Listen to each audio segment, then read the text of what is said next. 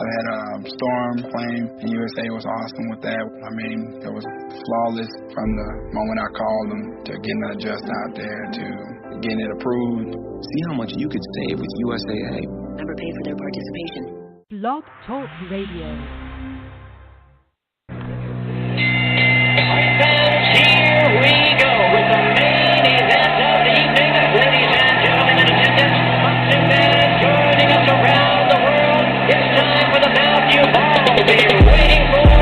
Finally, it is showtime. Here, man, we dedicate our life to this sport. We do thousands of sit-ups in camp. We run hundreds of miles, for the ones that take it serious. And we just dedicate ourselves fully to our craft, man. We watch tape. We have attitude. We rooting, and we go into that fight to land on the line.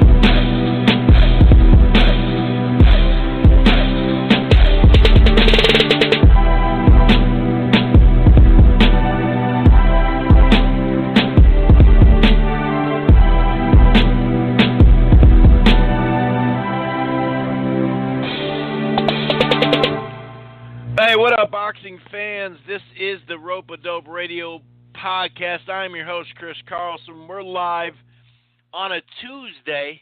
We're turning up on a Tuesday. No, I'm just kidding. We're live on a Tuesday, not a Wednesday. That is correct, on a Tuesday. So a lot of people are going to get a little inbox or an email, or they're just going to have a little podcast episode pop up unexpectedly. And that's just me messing with you guys. Anyway, we are here live, like I said. Really excited about the show tonight. We got a lot to talk about, no doubt about it. Whole lot to talk about. Canelo, since we last talked anyway, last Wednesday. Man, that went quick. Canelo, as you know by now, got suspended. Funny thing is, it's a temporary, just a temp. We're not trying to scare you too much, Canelo, but we got to look good. So we're going to talk, obviously, last weekend, we did have some action. Golden Boy had 2 cards on ESPN. We'll talk a little bit about those. Ryan Garcia kept his knockout streak intact. Be interesting to see when he actually fights someone, to see what he really has. Really looking forward to that at some point down the line, but I understand them moving him. So I'll go over both those cards. The Thursday card, not much to talk about, to be honest. But I thought the Saturday card was pretty solid, and it's their best card they've had in a little while. That's for sure. So we're definitely gonna go over that. But of course, the biggest news or event from the weekend was Sky Sports HBO as well, right? HBO picked up the fight late in the process. Whyte scores a highlight reel knockout over Lucas Browne. So we'll definitely lead with that because it was an impressive performance. And, while we're on that subject, we'll talk about what Whyte is going to do next. And obviously, it kind of blends into this weekend's fight coming up. And that's something we'll definitely preview and predict. The Anthony Joshua-Joseph Parker fight live in the UK from Wales. Principality Stadium, I think it is. It basically fits about 80,000 for boxing. And that's what they're going to get in that puppy. So another sold out crowd, of course, Anthony Joshua. So we're going to talk about that, obviously, with some detail, right? But there is some underlining drama to go along with it that we'll definitely get into in the near future. Because there is, like I mentioned, some drama all of a sudden going on over in the UK. It has to do with Deontay Wilder. Wilder, as we knew, was going to go over to the UK and try to get in the ring and be like, what's up? And, we'll talk about it. How about that? Instead of sitting there at the front of the show breaking that down, we'll talk about it. We'll definitely talk about it. So, yeah, otherwise, like I said, we'll break down that fight. We'll take a look at the rest of the schedule. Not a really busy schedule, as we know, around these times because, you know, we still have the tournament, the NCAA tournament, in full swing. It is starting to wind down. This is the last weekend. So, you know, the schedule will get back up. But at least we got a good fight this weekend, no doubt about it. But there is definitely plenty of news to cover. Whether it's, like I mentioned, the Canelo thing, we'll talk about. I don't know, Dan Rafael had some pretty tough words about the subject, and a lot of people aren't taking that suspension serious. First of all, they call it a temporary suspension. It was almost like a message to everyone, like, hey, don't worry about it, you know, but we gotta look good over here a little bit. We gotta act like we're gonna do something. Mikey Garcia also made a decision that we'll talk about. Terrence Crawford and Hearn, this fight that you'd think was just this epic fight or something. It's been taking forever to get done. It sounds like it's got a date. Kind of sucks for us boxing fans. But, hey, that's us boxing fans, right? That can happen. So it looks like it's going to coincide with another fight, which is, you know, obviously not that cool. Oops. Okay. I got a couple of text messages, but I guess it's all cleared up now. All right, cool. I was like, what? Anyway, other news out there pertaining to Jermall Charlo. Charlo getting in a little beef? No way. The Charlo's getting in a little beef? I don't believe it. You're gonna have to show me proof of the Charlos getting into some beef, because like I said, I don't believe it. Of course, I'm kidding, but this one's strange because none of them, whether it's Charlo, Broner, or Tank Davis, are gonna fight each other. However, they are fighting on the same card, which is it's kind of funny. Definitely makes for some entertainment, so we'll get into some of that news. And there's just a variety of other news out there that we'll get to. Of course, we'll start like we normally do with recap, and then we'll get into the news portion, and we'll definitely, you know, talk that Anthony Joshua, Joseph Parker fight. Really looking forward to that fight. Interesting fight. I don't think a ton of Parker, to be honest with you. I know we've heard about the shape he's in and how he's taking this camp serious, and that could be. It's kind of crazy that he'd be already slacking when he just became champ not long ago. But, you know, that's nothing new in boxing or in any other sport for that matter, actually. So we're going to talk it up. We're going to talk it up, and I'm just double checking. Yep, my switchboard is good to go. I was just texting somebody back that had tried to call in. I see a couple of new people on the line. I see CT on the line. A couple of people jumping in like, oh my God, what's this? What? A Tuesday show? We going up on a Tuesday? We're gonna switch it up. This actually might be the night I start doing the show. Tuesdays. There's a possibility that is strengthening. Let's put it that way. Even though that sounds really weird, it's a true statement. It's a true statement. We may move the show to Tuesdays for a chunk of time because it really makes no sense to do it that late on Wednesdays if, in fact, my schedule stays the same, because it'd be like tomorrow I'd be starting the show at like 2 in the morning. You know what I mean? And 2 or 3 in the morning here, it's like, I'm down for a West Coast show, but golly, that would start to take its toll. So we'll get that figured out, though. We'll definitely get that figured out. Just making sure. Yeah, it looks Looks like it's good. All right, sorry about that. Anyway, let's start with recap from the weekend. As I mentioned, Sky Sports/HBO. It was nice of HBO to pick that up. I mean, you might as well not. You don't have, or you might as well. You might as well not. You might as well. You didn't have. What was your last card? February 24th. Was that the last card? Is that true? Yeah, because both of them have been ESPN or the last couple of weekends. Wow. So you weren't going to have a card the 24th all the way to the 28th? Is that true? Am I missing something? Am I forgetting something? That's a long-ass time to go without a card. But, it is a different space that HBO has been in the last couple of years.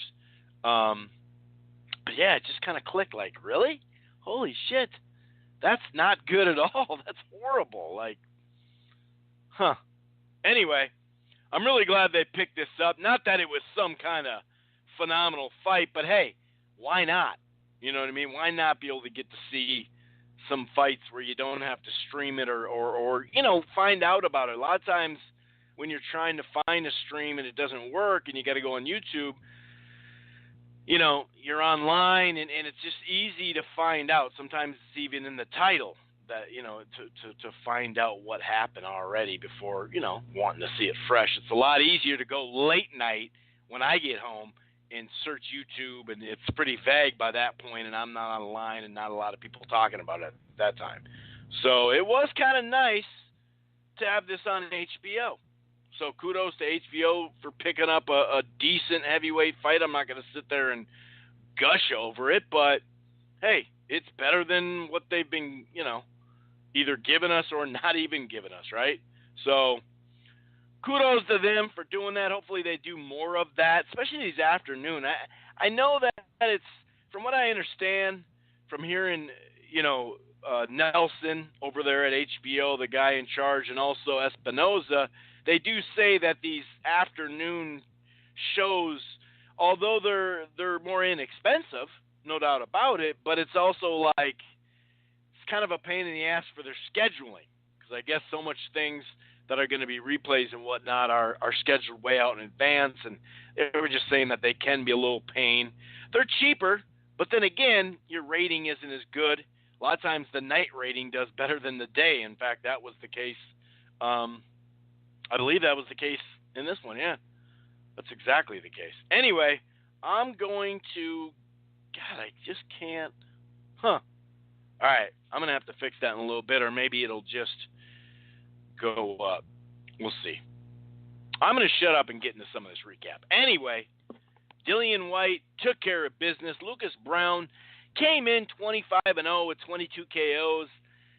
He's got those weird contacts, so his eyes look all weird and stuff. And he kind of looks the part, well, until he takes off his shirt. He came out there with a pretty healthy belly. I mean, the guy's nowhere near some sort of specimen, but I've seen him in a little better shape than that, which is telling because this is his biggest fight. So how are you going to come with a fair amount of a belly? That was kind of strange. But anyway, you couldn't give Browne any rounds. I thought both of them were jabbing early in the fight. Little body work by both. A couple of nice right hands by Whyte to the body. Browne actually was cut. I think it was his left eye. He got cut in the first round. Whyte, I think it was like two flush right hands that were kind of the biggest shots there. He followed up with, more right hands, especially to the body and to the head, though. But a lot of times he just straight right hand right to the body. He did that the first, second, and the third. And then the headshots, you could see they're starting to land pretty damn hard.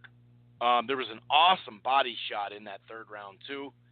Now, in spots, there were actually some two-way action because, it was enough to bloody, Whyte's nose. I guess that tells you something because there was a little bit of a flurry. And maybe even flurry's not the right way to say it, but Whyte did get off some punches. How's that in that third round? But then Whyte kind of tightened up. He was still landing the better punches of the two, but he started getting a little slight movement in there too. His jab was pretty solid too, I thought. And there's times, like in the 5th round, I even wrote, he's showing some heart, but he's getting beat up now. Browne was. And, he'd get a left hook or a right hand or whatever. But seriously, like, the jabs, leading it all to the right hand, to the left hook, it was just too much for Browne. You could see it started adding up. 6th round, early in the round, some really flush shots. And you're thinking, especially in the UK, they do tend to stop fights earlier, which you can have an opinion on that or whatever. Sometimes it's good, sometimes it's bad. As we know, sometimes they commissions across the world, not just UK or here or whatever. Sometimes, fights go too long. So it is what it is, but you could kind of see this one coming. It was just a matter of time. It was a left hook, ultimately, that took him out. He caught him just in the perfect spot where Browne was kind of popping up. Whyte hit him with the perfect left hand, and he was out. Face first, out. Pretty much out cold, it looked like to me. Done. The punch stat, just after not even 6 full rounds, 109 to 36. It's pretty dominant. 269 to 172. 41% to 21%. That's landing some punches right there. That's for sure. As far as, let me because like I said, there's not much to talk about from that Thursday Golden Boy card, but let's talk those Golden Boy ESPN cards, and then we'll jump back to Dillion Whyte and Eddie Hearn and Anthony Joshua and Wilder. Because there's a whole subject now of beef going on, between those guys saying, Wilder's actually, it sounds like the rumor is Wilder isn't going to fall for the okie doke. And he said, screw it, dude. If I can't go in the ring, we're going to get into it. We're going to go into it. But it does sound like he may not go to Joshua's fight now. Because he's like, what am I going to do there? Like, they don't want to fight me right now. So what am I doing over there? That type of thing. So, whether you agree with it or not, we'll definitely, I'll give my viewpoint on there and see what, just kind of make some sense of it all, because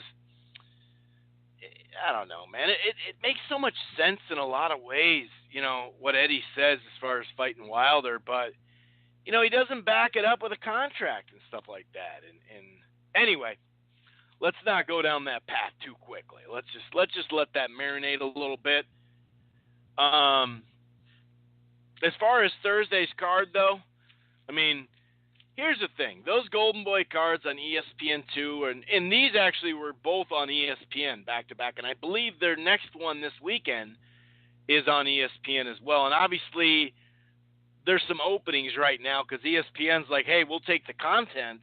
It's not necessarily a great time frame, obviously, to go up against what they've been going up against. So maybe the ratings, will struggle off of that some, but, it is what it is. But overall, the first, I believe, 3 out of 4 or 3 out of 5, whatever, they were actually pretty solid.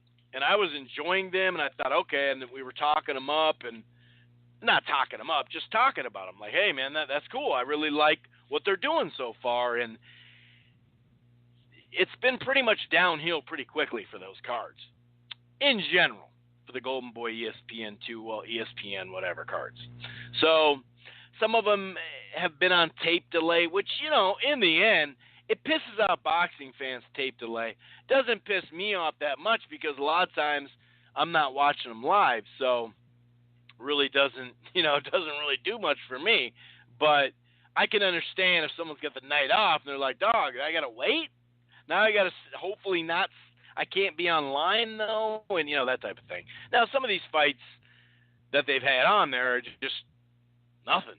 Nothing fights. So you're not really missing stuff, I guess. But still, I can understand when people would be pissed off that, to an extent anyway off of that because, You want to watch fights. You don't want to wait for it. I remember when HBO and Showtime, or Showtime, I believe. I think it was Showtime, when it took them a second to get it the tape delay on the West Coast figured out.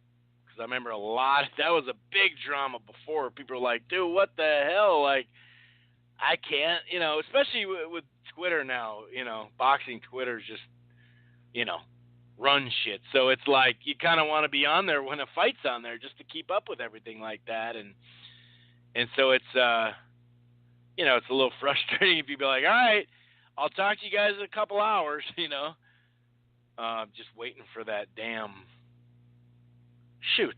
Huh. All right. So, on paper, you gave the Thursday card I'm speaking of. You gave Ryan Garcia the headlining, right? The headlining main event, of course. Fernando Vargas is who we fought. And no, not that Fernando Vargas. A different one. They did really well at the Fantasy Springs Casino and Resort. I heard a bunch of stuff about a sellout, but, it is what it is. Clearly, it wasn't sold out, but it was still, it was an active crowd, and I believe if they keep bringing him back there while he's prospect level, I think it's a good venue. I remember Randy Caballero. I used to call him Mr. Fantasy Springs because he fought there all the time, man, and he drew a good crowd. And so I like that they do those prospect and mid-level stuff sometimes at Fantasy Springs. It seems like it's a nice spot for him, Golden Boy. In fact, I think they did that HBO show a couple years back with Francisco Vargas and somebody fighting. Maybe it was last year. Anyway, Garcia took care of business. Like it wasn't a problem. Wasn't a problem at all. Damn, he hit him with the punch and it was over. You're like, what the hell happened? Now he was coming out with a jab, few clean right hands, and then the last part of that opening round, Garcia hit him with a right, then another right, and then like a sweeping left hand, and that was a wrap. It was really that right. The sweeping left hand just kind of said, now you go down even harder. But it was over. It was a wrap. So what is he now? 14-0 with 13 KOs, I believe? Something like that. It's up there. Garcia beyond looks the part. He's definitely, he has the looks. Pause. He does though. I mean, you're a hater if you don't see that part. He's a cocky kid, right? But he also, I don't know. It's like he knows how to work the crowd when it comes to the ladies and the dudes. A lot of dudes are jumping on his, as far as boxing because of the power, and of course the ladies are gonna jump on his, because of his look. So it's a perfect combination. And he really does a good job at what he's doing. He's either creating enemies or he's creating a lot of people that like him or love him, for that matter. And I think he's doing a great job. I'm not going to sit there and go in detail of how good I think he will be at the highest level because I just don't know. I got to see him in there with somebody. I've just learned from the past, of just saying, oh, man, I really like this guy. And then you look at the guy's face and you go, well, he hasn't really fought anybody, but this guy, man, there's something about him. And sometimes that's very true. Other times you can look like shit sometimes on the way up, and then you have a great career. Look at Andre Ward a couple times going up. I mean, not just that Boone fight, but sometimes he just didn't look that good. Next thing you know, he's a Hall of Famer. So Garcia at this point, I don't like to hype prospects when they're not fighting anybody. That's why I don't do the prospect of the year for dudes that are just knocking out guys that nobody really heard of or whatever. But and it's not even about heard of, because heard of, there's so many great fighters, or not great fighters, there's so many solid quality guys that are sturdy and dependable and will put on a good show and fight their heart out. They don't always get on TV. So when I say, we got to know his name, well, I mean, how many, last couple of years we've had a couple of outsiders that nobody knows come in and run shit. Rung Basai is one of those guys. So, kudos to Garcia, got the job done quickly. I do want to see him get rounds. Let's put it that way. And the only, hardened vet or tough dude that he faced, I believe that's the one he went, is it 6 or 8? I think he went 8. Anyway, the swing bout, because the first fight ended quicker than I thought, but the swing bout was Aaron McKinnon from Ireland. He's got this Irish amateur pedigree. Literally 30 seconds in, right hand, done. Actually knocked him down. Then more right hands, late uppercut, body work with the left hook. It was a total mismatch. But I did, even though it turned out to be quick, I really liked this Keandre Gibson in Eddie Gomez fight. I was like, all right, cool. It's kind of a crossroads, mid-level. Okay, let's see what both these guys got. I mean, someone's got to stay relevant, And really slow opening round. I started getting some exchanges probably 30 seconds into the second round. There were some nice exchanges. Gibson was landing his jab. Gomez was landing his right. And actually, they did that a couple times, and it was a right hand that scored that scored the knockdown that turned into the fight's over, basically. Gibson was landing his jab, I think he landed it, and Gomez was landing his right, and he just walloped Gibson, just took him out. So on paper, I was interested in that fight. So I'm not going to sit here and rip it now because the fight was quick or one-sided or whatever. It is what it is. I mean, that's part of it. So, bit of a surprise there. I got to say, I thought that one would definitely last longer. I really did. But either way, a decent card. It was a decent card. What am I saying? On paper, I was like, okay, you got Garcia, but then you got, the co-feature. And so I was like, sweet, Shoot. What the hell just happened? All right. I'm sorry, guys. This is really weird, though. All right. So, it turned out, when 2 out of the 3 fights, it was supposed to be a doubleheader, but the first one was kind of a surprise, right? Second fight, the swing fight was a garbage swing fight. Dude hit him a couple times, he was over. Not that you're going to get some epic, swing fight per se, right? I understand that. I'm not asking for the world when it comes to that, but I do think, I don't know, maybe if it just was a triple header, they could have had maybe a better swing fight, but I figured the main event was going to be just a showcase, and that's exactly what it was. It actually didn't show much, unfortunately, but so it was okay. It wasn't much to speak of, though, I got to say, just because, the first fight was blah.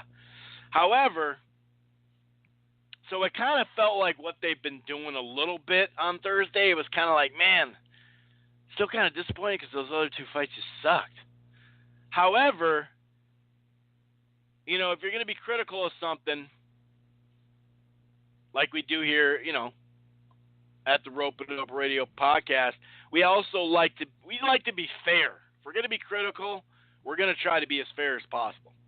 And so I did enjoy and thought the card was built pretty nicely on Saturday. The Golden Boy Promotions ESPN Saturday show. I like that one. I didn't mind that one at all. First fight was what was it? Sierra, something like that. He knocked dude down with like a body shot in the second round. Dude was already looking done. Just a one-sided mismatch. more body shot. I think it was like the body shots ultimately got him. What was it? Joshane Sarah? I think that was it. I kind of got some scribble there. I forgot his first name. But anyway, first fight I thought, shit, dude, here we go. You know, that fight sucked, you know? But then I'm thinking, well, you know, Joseph Franco and Lucas Fernandez, that could be interesting. And I did want to see the rematch in the main event. It was Martinez and Santiago. So I was like, okay, let's hope for the best here in the second part. So that Joshua Franco Lucas Fernandez fight, Franco came in undefeated, 13-0. Lucas was 11-1-1. And Franco literally, what was it, 21 seconds? Was that 21 seconds left or seconds in? I think it was, I can't remember now. But anyway, really didn't matter because nasty left uppercut caused the cut, dropped Fernandez, and Fernandez was just getting hit flush. And I thought, Jesus, here we go again, dude. Like, what is up with these Golden Boy cards? I'm thinking this guy's going to be out in a second. But then all of a sudden they started trading shots. And the first part of the second round, a lot of back and forth. And so it started piquing my interest. Third round, it really turned into a good scrap. And by the fourth, Fernandez was picking up so much, I started giving him rounds. The fifth was very close. The sixth I did give back to Franco. I thought his early and late he did enough, in my opinion, in that one. Seventh round, though, plenty of exchanges, combinations mid and late by Fernandez.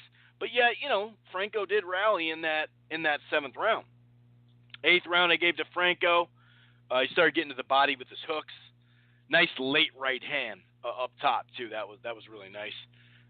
Then Fernando landed hard right hands in the ninth. Then he landed another one. He ended up hurting Franco, and it was a TKO stoppage. And you're like, well, wait a second. Was that an early stoppage? And so that one I kind of looked at, and I didn't watch it again since then. And maybe that's my mistake. I should go back and check out that stoppage or maybe the last round or two. But Fernandez down on the mat looking real bad in the first couple rounds. Cut up, getting beat up, worked his way back into it, ended up scoring the come-from-behind knockout. TKO anyway. It could have been an early stoppage, though. I'll say that. I definitely will say that. I didn't see Franco making a big hissy fit of anything, but, as far as the main event, this was a rematch from a draw, I believe. Split decision draw? Can't remember. But anyway, Jose Martinez was still unbeaten, right? He was 20-0-1 with 13 KOs. Santiago, he doesn't have a ton of fights, but his record reads like a hardened vet. You know what I mean? 16-2 and 3 draws. You know what I mean? So he's in fights, basically. I thought Santiago started pretty damn well. He was busier, although Martinez was landing his jab and landing some pot shots with his right hand. Left hooks, but the pot shots with the right hand was from Santiago. So there were some tight rounds. I gave the second to Santiago. The fight started slowing around the third, and somewhere in the fourth, I gave that one to Martinez. But then I think like mid to late fourth round, it picked back up, and it was like, okay, let's get this fight going again. I gave the fifth round to Santiago as well, man. He was landing left hooks to the head, and then he'd go downstairs to the body. Also landed a really hard right in that one. I did notice from like round 6 to 8, though, you could see Martinez, you could see he was still doing some, he was starting to win some more rounds, but it just seemed like he couldn't land like in succession. Like he couldn't land and then keep landing and kind of stay steady throughout that so he could win the 6th, 7th, and 8th. You know what I mean? Not to say he didn't win rounds in there, but he didn't win all 3.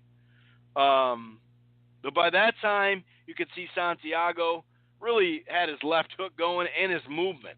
Started moving really well. I would say the 9th round, that could have been one of Martinez's best round, the 9th round. He also landed a really nice hard right hand and then some left hooks to close in the 10th. It was a tight fight, but I got to admit, I had Santiago 6-4. Pretty clean. And I'd say I'm closer to 7-3 than I am 5-5. But I don't know if I'd go 7-3 per se. But anyway, what do you know? One of the scorecards was for Santiago, 96-94. That's basically what I had. Martinez got the other scorecard, 96-94. And the third one was a 95-95 draw. So, I think they got to do a trilogy. Why not? They got to do a trilogy. Maybe they could, give the guys a little break, right? Maybe they shouldn't go right to it. But it was a good fight. It was a good fight. So I was surprisingly happy after those, because I just thought they were good fights. You had Fernandez that, like I mentioned, it kind of looked like, dude, this is going to be a mismatch. But then Fernandez got into it, ended up winning the freaking fight. So how can you sit there and rip that one, just because it looked like something early, and it definitely did. It looked like he was going to be in trouble quick. But overall, I'd say one of their better cards on Saturday. I'd probably say that was one of the better Golden Boy cards. So that's a positive. Let's hope they keep it moving. They do have some cards coming up where you're like, it's a mid-level fight or prospect stuff. As I normally do, I give it a try and see what's what. So we'll see. Like I said, they have one this Saturday. I believe it's a late start, but I'll double check. But either way, I think it's live. It's not tape delay, right?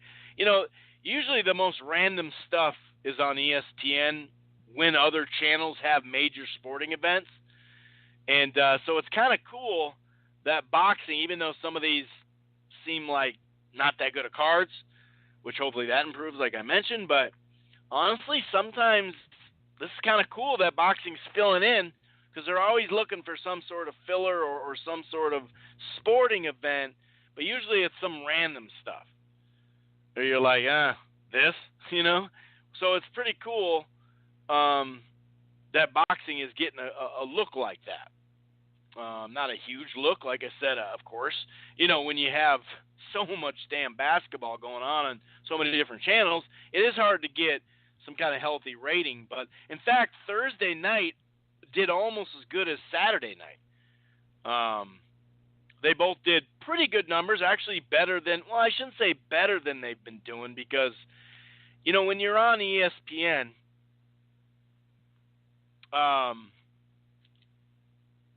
oh, shit.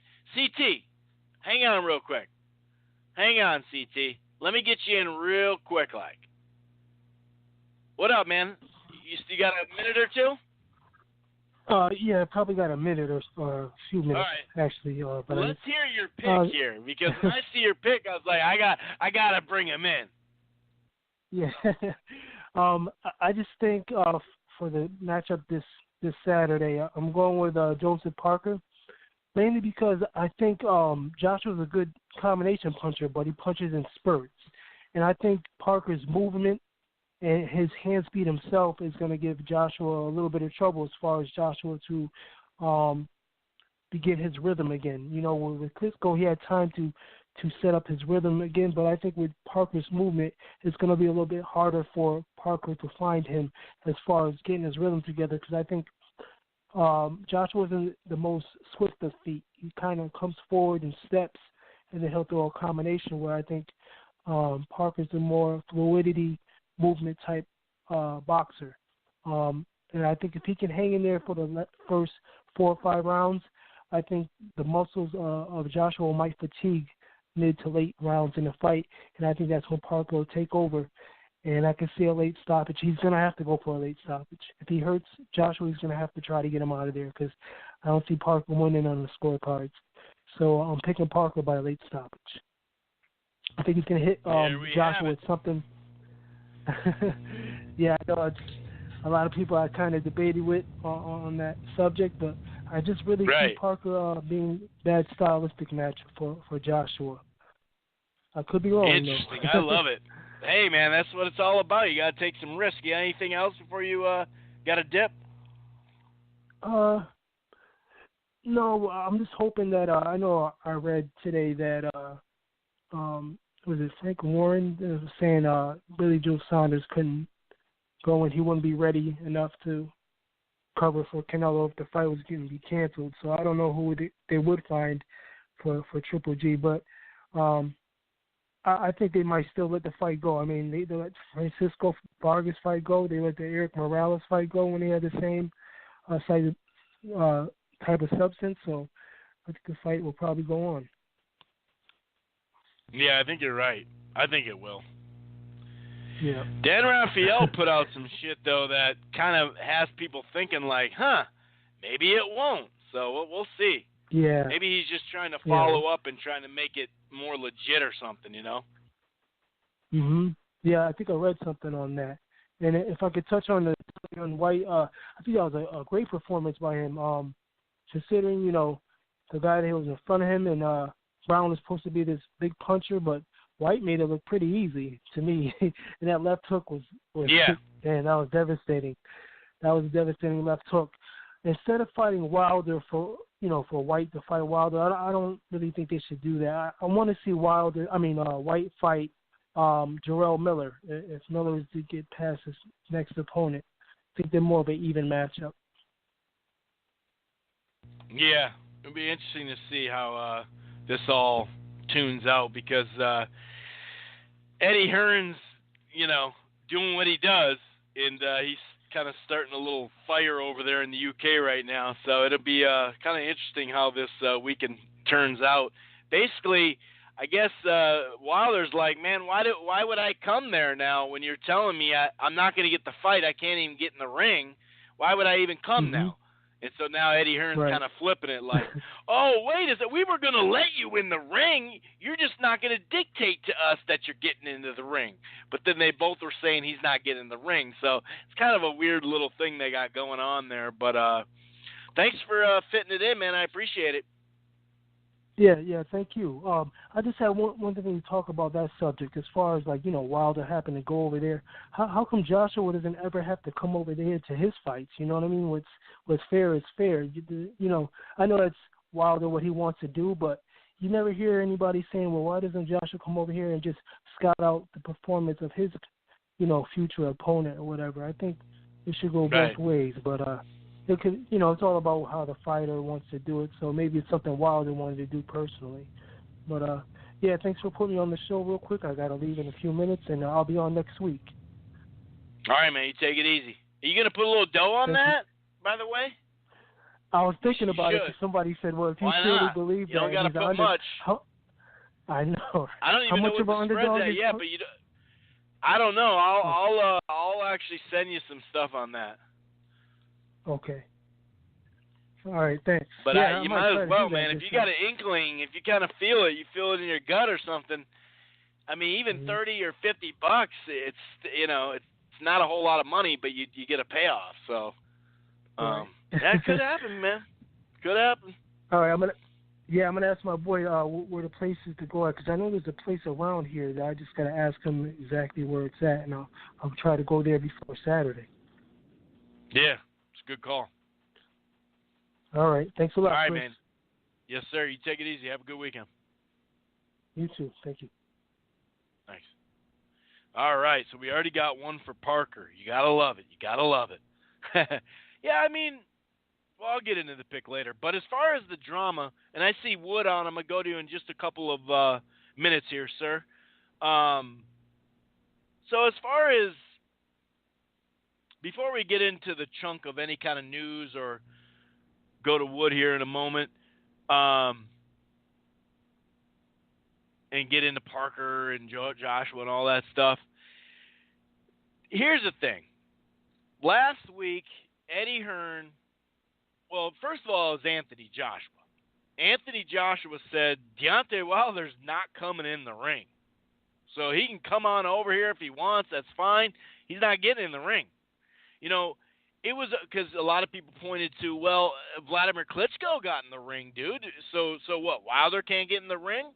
You know, you were calling out Tyson Fury last spring after that Wembley fight. You didn't mention Wilder at all, which is kind of funny because, you know, and I understand Fury and him is a huge fight over there. No doubt about it. But, you know, Tyson Fury, although he's doing better now, you can see the weight's coming off finally, but he wasn't ready to fight last April. You know what I mean? Come on. Anyway, he said, you know, we had a done deal. The fight was signed. It was all worked out. That's why I let Klitschko come in the ring after his fight. So he said that was different. But with this, we don't have a done deal. You know, if it's all about hype, he said, I'm not about the hype. I'm not about just talking and having some guy be all pumped up and then we're not going to fight maybe. So if we had a deal, he could come in the fight or he could come in the ring. But he's not coming in my ring, right? And I get it. I do get it. A lot of fighters don't like that. We see it all the time, and sometimes it's like you're right next to the ring and whatnot, and that's the whole point. Wilder was going to go over there and work with Sky Sports, and he was going to get in the ring and call him out and try to, you know, do the WWE shit. Something we've seen for a long, long time. And you can still accomplish it by not getting in the ring. Totally, you can. But it does get the mainstream fans riled the fuck up. I mean, let's be honest, it gets us riled up too. Even though sometimes you can see it's fake or whatever, it gets fans pumped up. It just does. But Eddie Hearn agreed then, you know, not long after, saying, no, he's not coming in the ring. We're not letting him in the ring. So that's cool. He can come here and whatnot. But he keeps talking about, you know, Dillion Whyte. Right? And so Wilder, the rumor is Wilder's not going now. He's going to flip the script and be like, nah, I'm not going. Why would I go? You're not going to let me in the ring. You know? So today, Eddie Hearn made it known that he's just stupid, just plain plumb dumb for not coming over, right? This is just idiotic. Like, who's advising him is basically what he's saying. Like, why would you make this decision not to come over? This is ridiculous. He's basically calling him dumb. And a little, he throws in the scared thing too. Or you know what it is, and he's just joking being a promoter, I'm assuming. This is his job to do this stuff. So I'm just presenting the facts, and then I'm going to give my opinion on it. But, you know, he said, he probably doesn't want to, run into Dillion Whyte. And it's like, dog, he's not afraid of Dillion Whyte. Like, he just fought Louis Ortiz. You think he's afraid of Dillion Whyte, you know? And so now he's saying it's stupid for Wilder not to come here. And then after saying he's not going to be able to do what he wants to do, he's not going to get in the ring, we're not even going to fight next probably. So what's the point of being all this hype for a fight that's not going to happen next? So it's like, well, if the fight's not going to happen next, then there's no point in going there. I can see Wilder saying, I'm not going to play your game, dude. I'm not going to play your game. And then, today, it's funny because today on IFL TV, Hearn goes on, and like I said, Eddie Hearn's promoting his show. But he said, well, it's the commission. The commission won't allow Wilder in. Oh, now it's the commission that won't let Wilder in? Okay, buddy. So it's different in Wales. It's a different commission in Wales, and they don't let it in. They let other time, they let Klitschko in, but now the commission won't allow it. Like, it's like, come on, dude. And every side has to make either beef or throw shots like DeBella and Wilder, right? Or try to make sense of stuff and make them look better. So both sides are playing each other like that, and that's okay. In fact, it kind of makes sense if they're not going to let him in the ring not to go, because that sparks up more stuff saying, oh, look at his chicken. He talked all that game, and now he's not going to come, so they're using that, and it makes a lot of sense. But the whole thing is he wants to match Dillion Whyte with Wilder, period, point blank he does. The problem is, because he always says, well, it's your biggest payday, which it is, and now he said, because he just put in a new offer last night, is what he said on IFL TV, Eddie Hearn. He didn't go over it, but he said, I boosted it up. So he said it was $3 million from us, so from the Sky Sports Eddie Hearn side, right? And then Showtime was going to pay him $1 million, or more than $1 million, so it was at least $4 million. Well, he bumped up his $3 million offer. He didn't talk specifics, but he said he literally last night he put in the offer. So now they're mulling it around. This is for Dillion Whyte. So they're already offering him Whyte for a fight before they've even put down an offer for Anthony Joshua, right? And that's cool. Like he always says with this Dillion, I mean, he's going to try to get Whyte a fight. That's his guy. He promotes Dillion Whyte. I get it. Makes sense.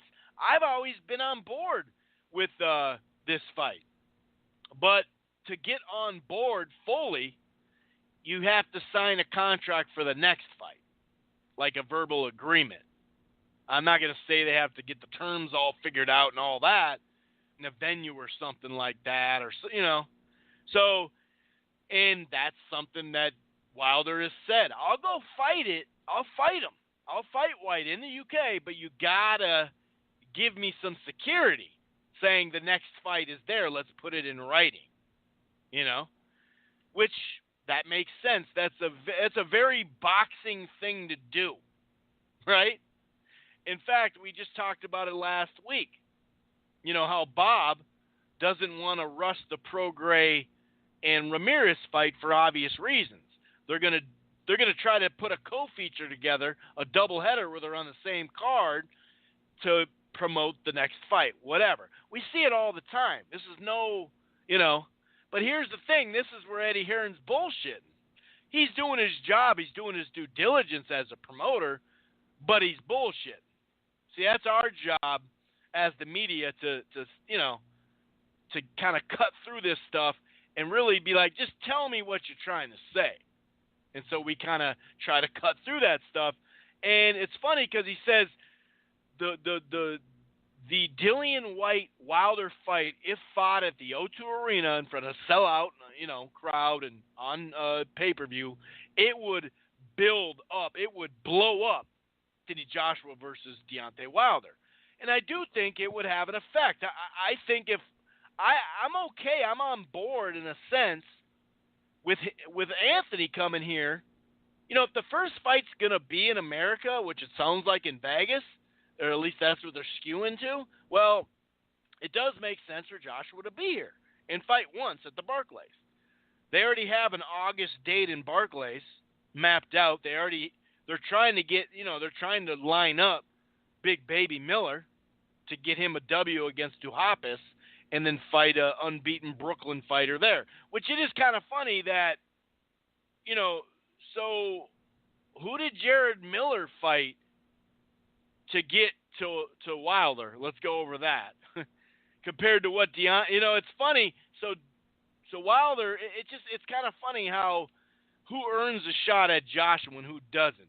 And that's the nature of this business. And remember, not too long ago, Anthony Joshua said, oh, you're going to smoke me out, Wilder? Well, I'm going to freeze you out. So if you don't start acting how I say to act and get in line, I'm going to freeze you out. And, he's totally right. He can. because he's not a mandatory. He can make all the money in the world. He could even fight here and sell out a venue. Maybe it wouldn't be on pay-per-view if it wouldn't be on pay-per-view if it wasn't Wilder, but still, he sold out a venue, makes some, good change, and it's kind of funny how that works. So he's saying, I'm going to freeze you out. So that's probably why Wilder's like, oh, okay, you're going to freeze me out? Well, I'm not going to play by your rules. Go F yourself, whatever. Funny how when you ask Eddie, okay, Eddie, let's do the Dillion Whyte fight, he doesn't want to tie those fights together. But he can't he can't stop himself from telling Wilder and us how important this fight would be for him to beat Dillion Whyte in the UK. And so he gets you get the appetizer, you got it all ready, you're ready for the main course, but then then the main course may or may not be there. And then he went off and started going on this tantrum of, we're sick of people that don't want the fights. You haven't even made him an offer yet. So now there's talks going on behind the scenes. It's just funny. It's just funny that he talks about, because then he'll say, well, that's not connected. Just because he fight Dillion Whyte doesn't mean he'd fight Joshua next. Those aren't connected. Why are you so worried about them then? Putting them together like it. Why are you so worried? Well, he's so worried because he wants to try to have Dillion Whyte beat Wilder. Just get Dillion Whyte a big-ass fight because it's his fighter. So either way, he's going to make money on the event. It's a win-win for him. But as we know, it is a risk. Not just fighting Dillion Whyte as a fighter. That's a risk. That's a separate risk. But as we know, going in enemy territory, it's like you better knock somebody out. Otherwise, you could lose. So he could go there and get the okie doke, and then he's got to rematch Whyte to try to get his belt back, and you know what I mean? So there is a lot of drama that could happen. Just like a UK fighter coming to the States. So no offense to my UK fans, but as we know, fighters get screwed sometimes in a neutral site, let alone on the road. So, it's a separate risk to fight Whyte. I like Wilder against Whyte, but it is a tough fight for him. And it's a good fight, solid fight. I like the fight. But if you're going to tell a fighter how to run the career and say, you need to do this, then you at least have to tie it to the next fight. Period. Like, that's a given. Especially at this point. Because here we are, he just fought Luis Ortiz, and now he's back in the same boat. All right, dude, if you fight Whyte, that'll be so when am I going to get Joshua? So I think Deontay, if the rumor is true of him not going there, I believe a lot of it's just that. He's just like, nah, dude, like, you're not going to give me the fight. I already know that we're in talks for a December fight at the earliest. So what the hell am I going to, you know what I mean? Like, what good is this really doing for me? You know what I mean? So my take is, if you want him to come over there and you want him to fight Whyte, you got to put the shit in writing. And it has nothing to do with, with Whyte. It is what it is. This win was very solid. You know what I mean? Very solid. But, let's not get carried away. It's not some awesome fight or whatever, but it is a solid fight. I've always been on board with it, like I mentioned, always.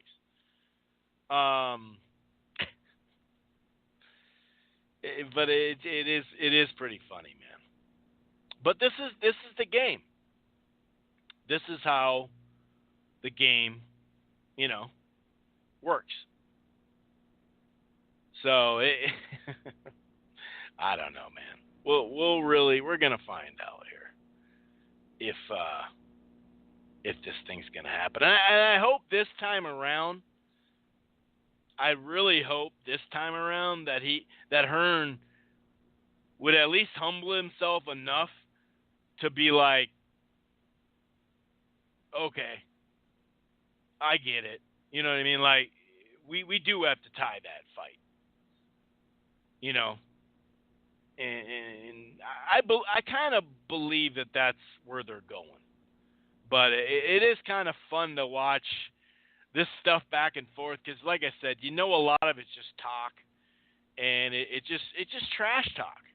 Because he's over there saying he's afraid of people when he just fought a harder person than him. So he fights a harder fight, and now he still can't get Joshua. He's still in the same boat, you know. It's funny. But anyway, so yeah, hey man, I think Joshua should go, I think Wilder should go over there and raise a little hell. I do believe that. Maybe his message was sent out there and saying, no, I'm not going to do it just to get some reaction out of them.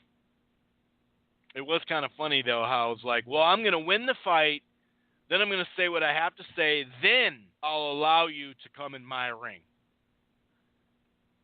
You know, and you have a right as a champion to do that. I mean, you know, when in the last fight against Ortiz, I mean, Big Baby tried to get in there. And it didn't work, but he tried. And Wilder was ready to greet him, but there's security there, and it broke it all up, and it was just it didn't happen. But that is a little different circumstance because he hasn't even been talking about I want him next or anything, you know. So that's just Big Baby Miller trying to, you know, do his thing, and I respect that. And I respect, you know, Joshua not wanting people in his ring. I get that. But it is kind of funny how you change your tune when you hear he's not coming. Like, oh, dude, come now. Please come. We'll let you in the ring. We're just going to do it on our terms. You know, it's like, well, okay. You know, whatever. You could have just said that from the jump. That would have cleared things up. But who knows? Maybe he'll still go there. I doubt that he's, you know, completely canceled the flight. And even if he has, who cares? You just get another one. So my take is talking shit. It's time to sign a double contract. If you want him to come on over, I'm all for it, but let's be honest about this. And how is Big Baby Miller getting a fight with Joshua before Deontay? How does that work? How did he figure that out? Well, I know how it works. I understand you want to take him to America. Why not fight a guy at the Barclays from Brooklyn? Undefeated guy. That's cool. But he's got to beat a couple of random dudes and then Duhaupas, and he gets in. He gets the fight. So let's be honest about this. That's all I'm saying. Some other news. We'll get to the Canelo thing in just a moment. My switchboard was giving me all sorts of problems. Now it's popped up and it's just fine. And I noticed that a couple of people got dropped. I'm not sure. Well, maybe some people hung up just in general because it is a Tuesday night. It's kind of random. So, but I was gonna go to Wood, but I don't see him on there. But if you're listening, Wood, call back. I don't know if you got dropped or maybe something just came up. Some other news before we get to the Nevada State Athletic Commission and Canelo issue, or we'll see if it's an issue. Mikey Garcia has decided to stay at 140, and he needed to make a decision fairly quick whether he was going to go to 35 or stay at 40, and he has decided to stay at 40, which means he'll have an automatic mandatory defense with Ivan, what is it, Barashank? I can't remember how to say his name. But it's actually the dude that fought on his undercard. He's a quality fighter. Solid fighter, no doubt about it. I think he's pretty good. He's not a killer. He's not a beast like I think that's his nickname, isn't it? I don't think he's a killer or beast, but he'll show like signs of it. You know what I mean? Like you'll see like a couple of rounds in a fight, you're like, wow, this dude is damn good, you know? But then other times you're like, not so much. So it's Barashik. Anyway, and, you know, he may be similar anyway as far as some unknowns in there for a lot of us as Sergey Lipinets, you know. But, yeah, what I've noticed out of Ivan is, like, the first, 3 to 4 rounds, he's intense. He throws hard punches. He's throwing combinations. He's kind of looking like a beast, like his nickname, right? But then he goes through these lulls of getting hit too much. I'm not going to say full-on gassing, but he just doesn't keep his sharpness in activity. And the fighter he's facing, last fight, and I believe the fight before, or maybe that was 2 fights before, but they'll have moments and they'll get off and they'll win some rounds on him, or at least have good moments within that round, and then he'll kind of tighten back up, whether it's getting his second wind or whatever, and then he usually does really well. So, kind of looked like a killer for a while. Starting to not look like that in the last handful of fights. Like I said, it's just chunks of the fights. It's kind of well, I shouldn't say it's kind of strange, because that's kind of a normal thing, but I don't know if he can put a full fight together, and you're obviously going to have to do that, you know, against Mikey Garcia.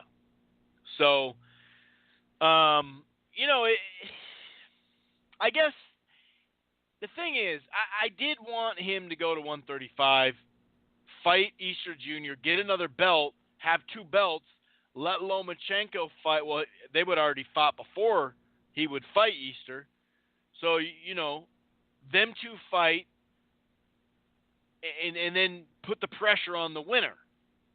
So you could maybe pressure on him. Even though, let's say Lomachenko, most people think Lomachenko's going to beat Linares. And a lot of people don't think, because, you know, the obviously the history that Garcia and Top Rank have, negative history, that fight wouldn't happen anyway. So maybe it is completely worthless.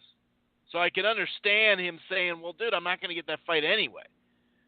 But there is something about being there with 2 belts going, let's unify, let's do this for lineal, let's figure this out. And putting the pressure on him online, much like he did with Guillermo and even Linares. You know, I was trying to maybe take the Lomachenko route that way, where he's just more active.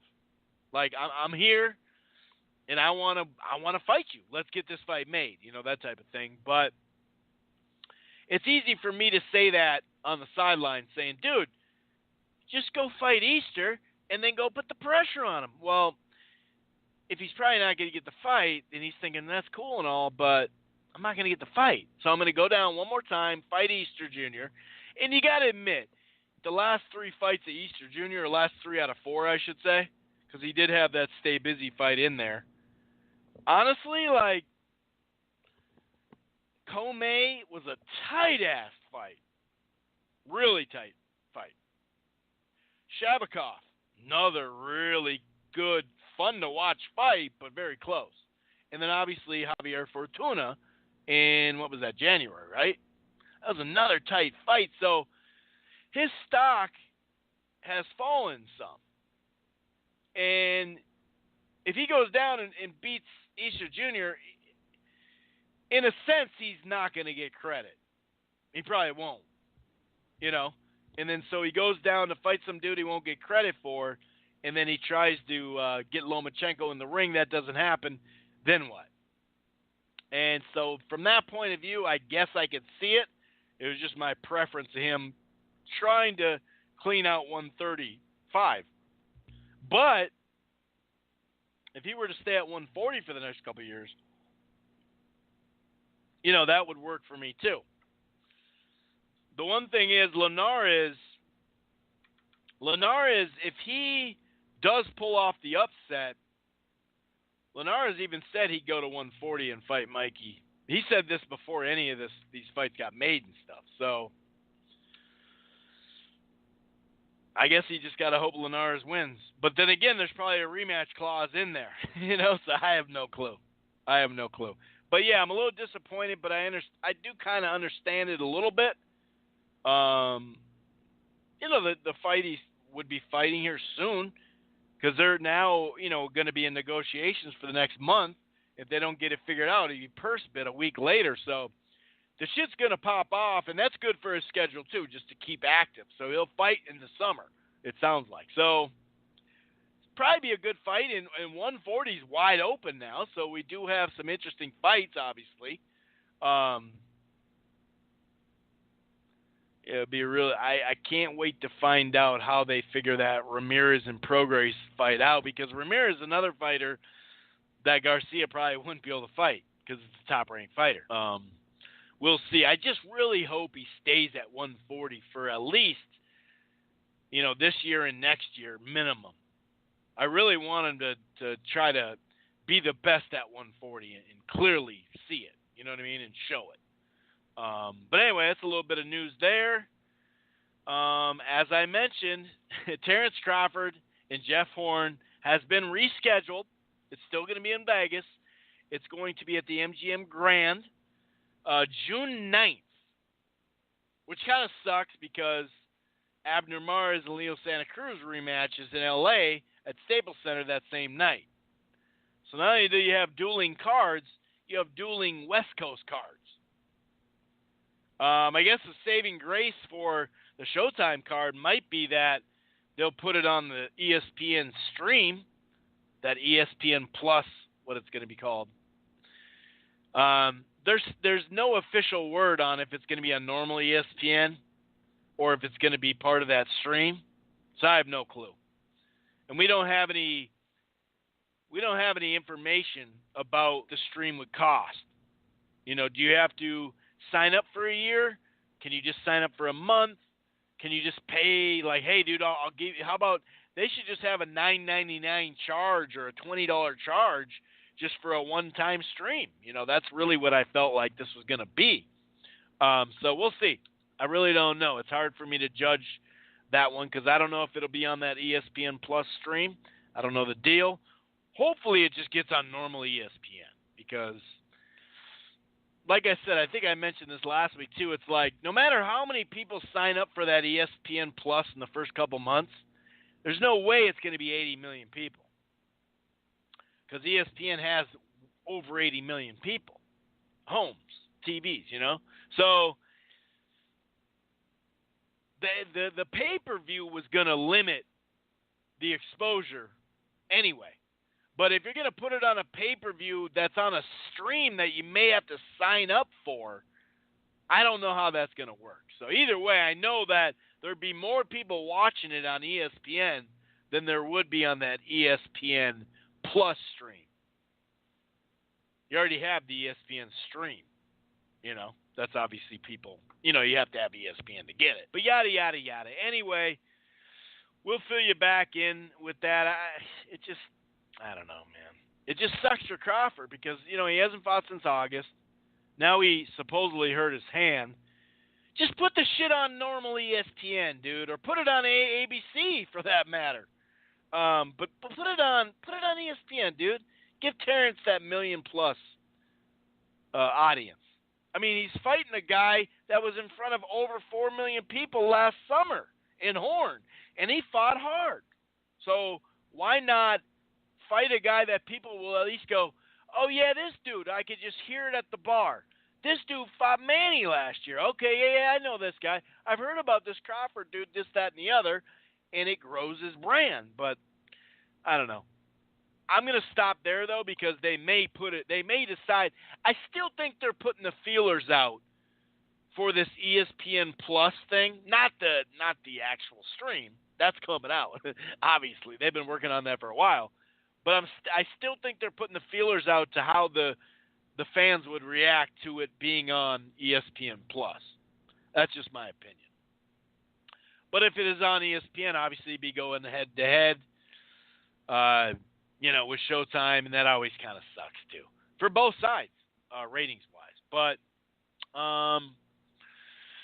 what else we got before we get to Canelo? Oh, yeah. So Jermall Charlo, the 160-pounder, who is fighting Hugo Centeno coming up April 21st on Showtime. If he wins that fight, he would have the vacant title that he already has, but he doesn't, but he does. Either way, it would put him in line for Golovkin or Canelo. More than likely Golovkin. Golovkin holds the belt right now, so he's his mandatory. If that doesn't happen, the WBC has said that we're going to give him full status if he doesn't fight him next. Let's say Golovkin wins or whatever. So, anyway, side note, there's some sort of beef going on. So the fact that, Charlo, Hugo Centeno, did he hurt his rib? Is that what it was? So I think he got injured, and they had to push the fight back, so it got pushed onto this card. Now, the rumor was Gervonta Davis was not happy, and neither was Broner, but especially Gervonta Davis because he was the co-feature. And now he got bumped to the opener. It's a triple header now. So Gervonta Davis against Jesus Cuellar, that's the opener. We just mentioned that Charlo fight. And then Adrian Broner in the main event against Jesse Vargas. And they're basically the word got out that they weren't happy about him being on the card. And he responded by saying, well, you know what? Sorry. I don't want to fight on Adrian Broner's card either. And then he went on to say some silly stuff like, they're coming to watch me at the Barclays, not you, Broner, which that's not true. Although the Charlos have fought at the Barclays now a couple times in a row. So they'll definitely be, they're building their fan base there. But he also points out something that did make sense where he said lately in these big fights, not necessarily the Granados fight or something like that where it's still action-packed, he wins, but it's a good action fight. He said, a lot of these top-level fights in the last couple of years, basically, he spoils the main event. So then the whole card gets trashed or not talked about or shined on. And he says, I'm the Broner jinx. Every time I'm on a Broner undercard, he loses. And he loses badly, and he makes the whole card look like shit. And that is true lately. Beyond that Granados fight, if you think about it, Porter fight, he spoiled that fight. He definitely spoiled the Garcia fight to an extent. He was saying Garcia was running when he was the one moving. So he's got a point. He's got a point. And so it's just kind of funny. And then he was calling Gervonta Tank Davis slow and fat, and you're not Floyd, and I don't know who you are. That type of stuff. So it's kind of an interesting mix that, first of all, you got a 160-pounder, you got a 40-pounder, well, maybe, and then you got a 30-pounder. And none of these guys are going to fight in the ring. So it really is just a funny beef that is coming up. And I'm sure Charlo heard through the grapevine that Gervonta Davis wasn't happy that, he was on there. But he was also saying, hey, I didn't want to fight on your guys' card either, but deal with it, that type of thing. So they were going back and forth and whatnot, and Charlo's brother Jermell got involved too, and Gervonta Davis went back at him, of course, saying, hey, say no more. You guys are showing up. That's fine, So it's kind of some goofy, random beef, but it's Charlo brothers, and they're kind of saying a bunch of stuff that a lot of people want to say about Broner and Davis, or do say, and so people are enjoying it just off that, basically. Which, that's what the sport's about too, unfortunately, but it is. I really shouldn't say unfortunately. Because it's kind of funny and fun too. Yeah, so that covers the news beyond, of course, the Canelo. So, as you know now, Not any kind of breaking news. It just since the last time he spoke, it wasn't like this. But Canelo was suspended. Scratch that. Temporarily suspended, whatever the hell that means. So it's I don't know, man. It's kind of weird. It's kind of weird because they literally say temporarily suspended, and I think that's just so people don't like cancel their hotels or look for a refund or that type of thing. I don't really know. I really don't know. But it's just funny to hear temporarily in it. It's really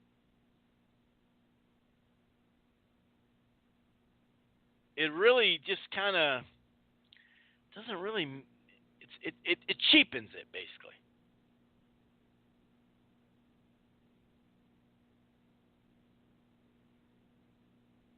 All right, I just got a bunch of text messages. Sorry. Yeah, it looks like the switchboard's good to go. If you guys are hearing right now, you're hearing this right now, go ahead and dial in. I see a couple people join in that had gotten dropped. So yeah, it seems like it's good. Yeah.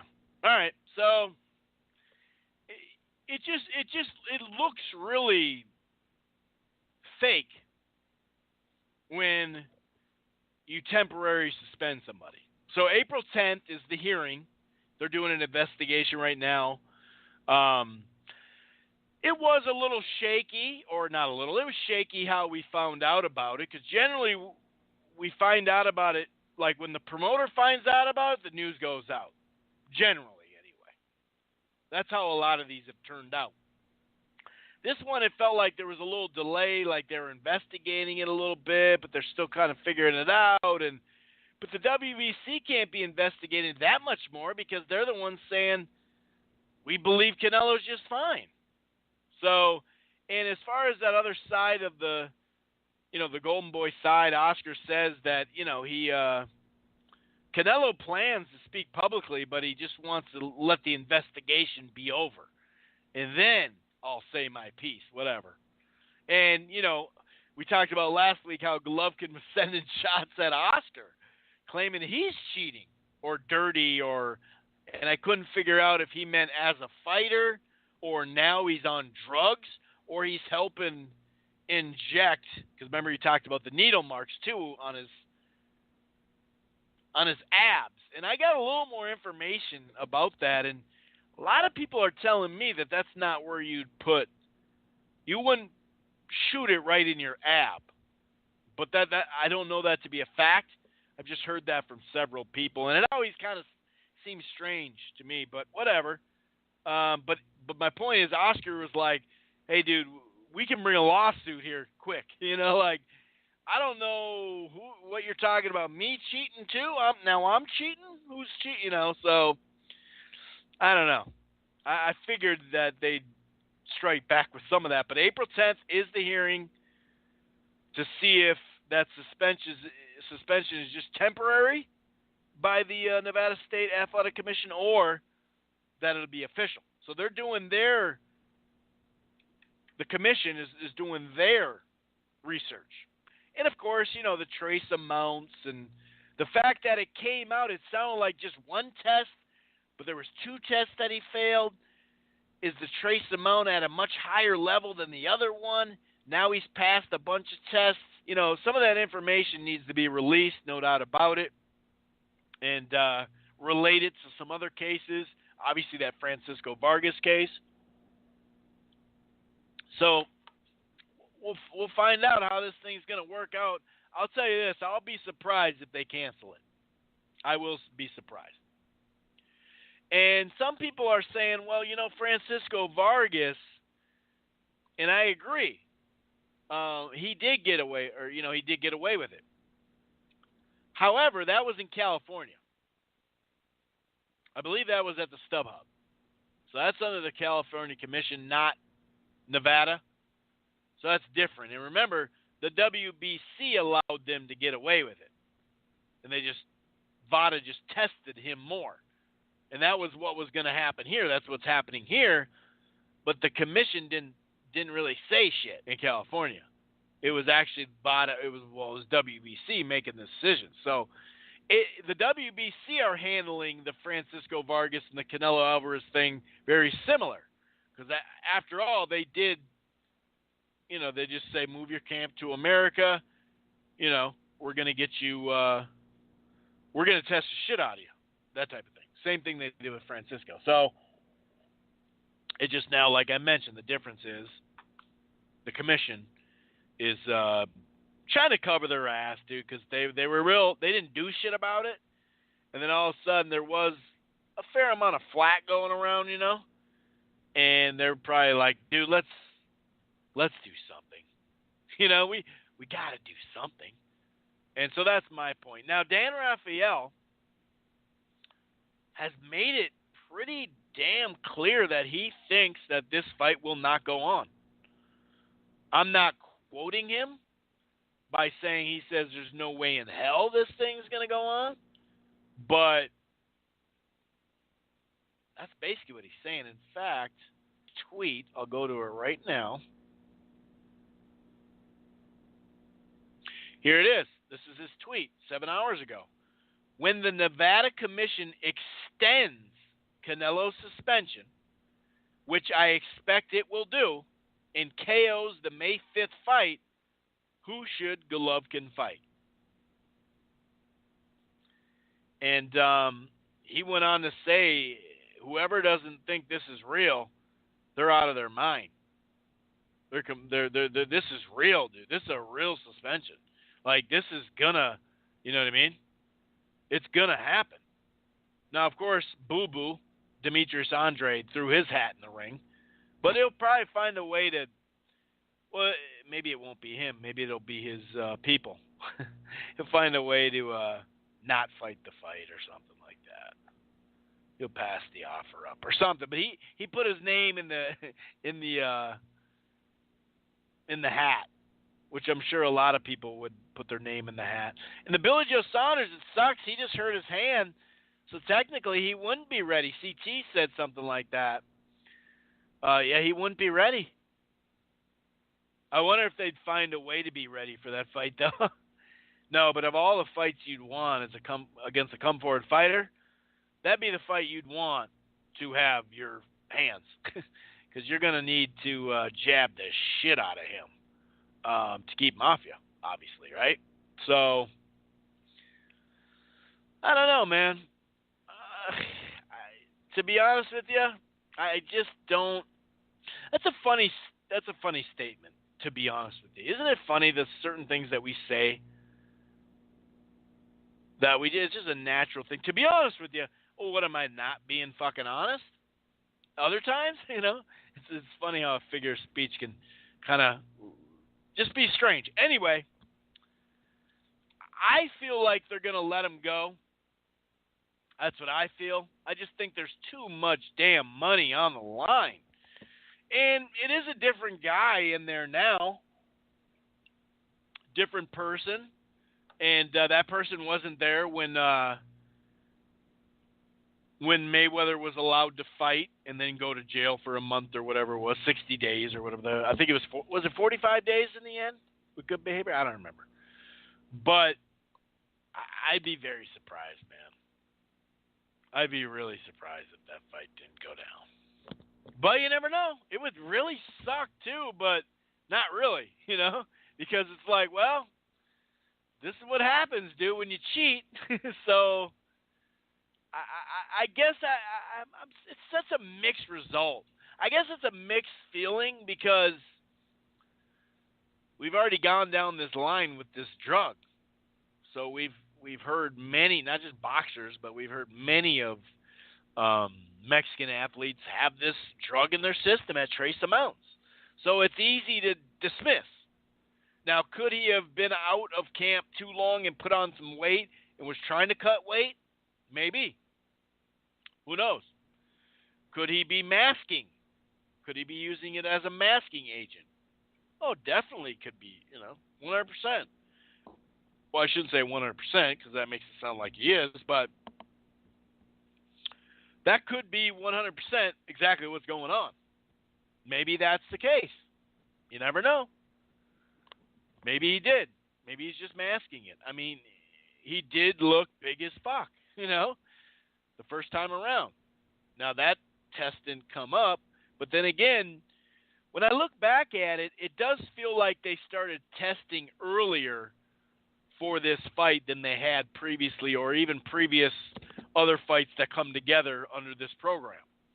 Because as we know, VADA and the WBC coming together last year, it's a step in the right direction, and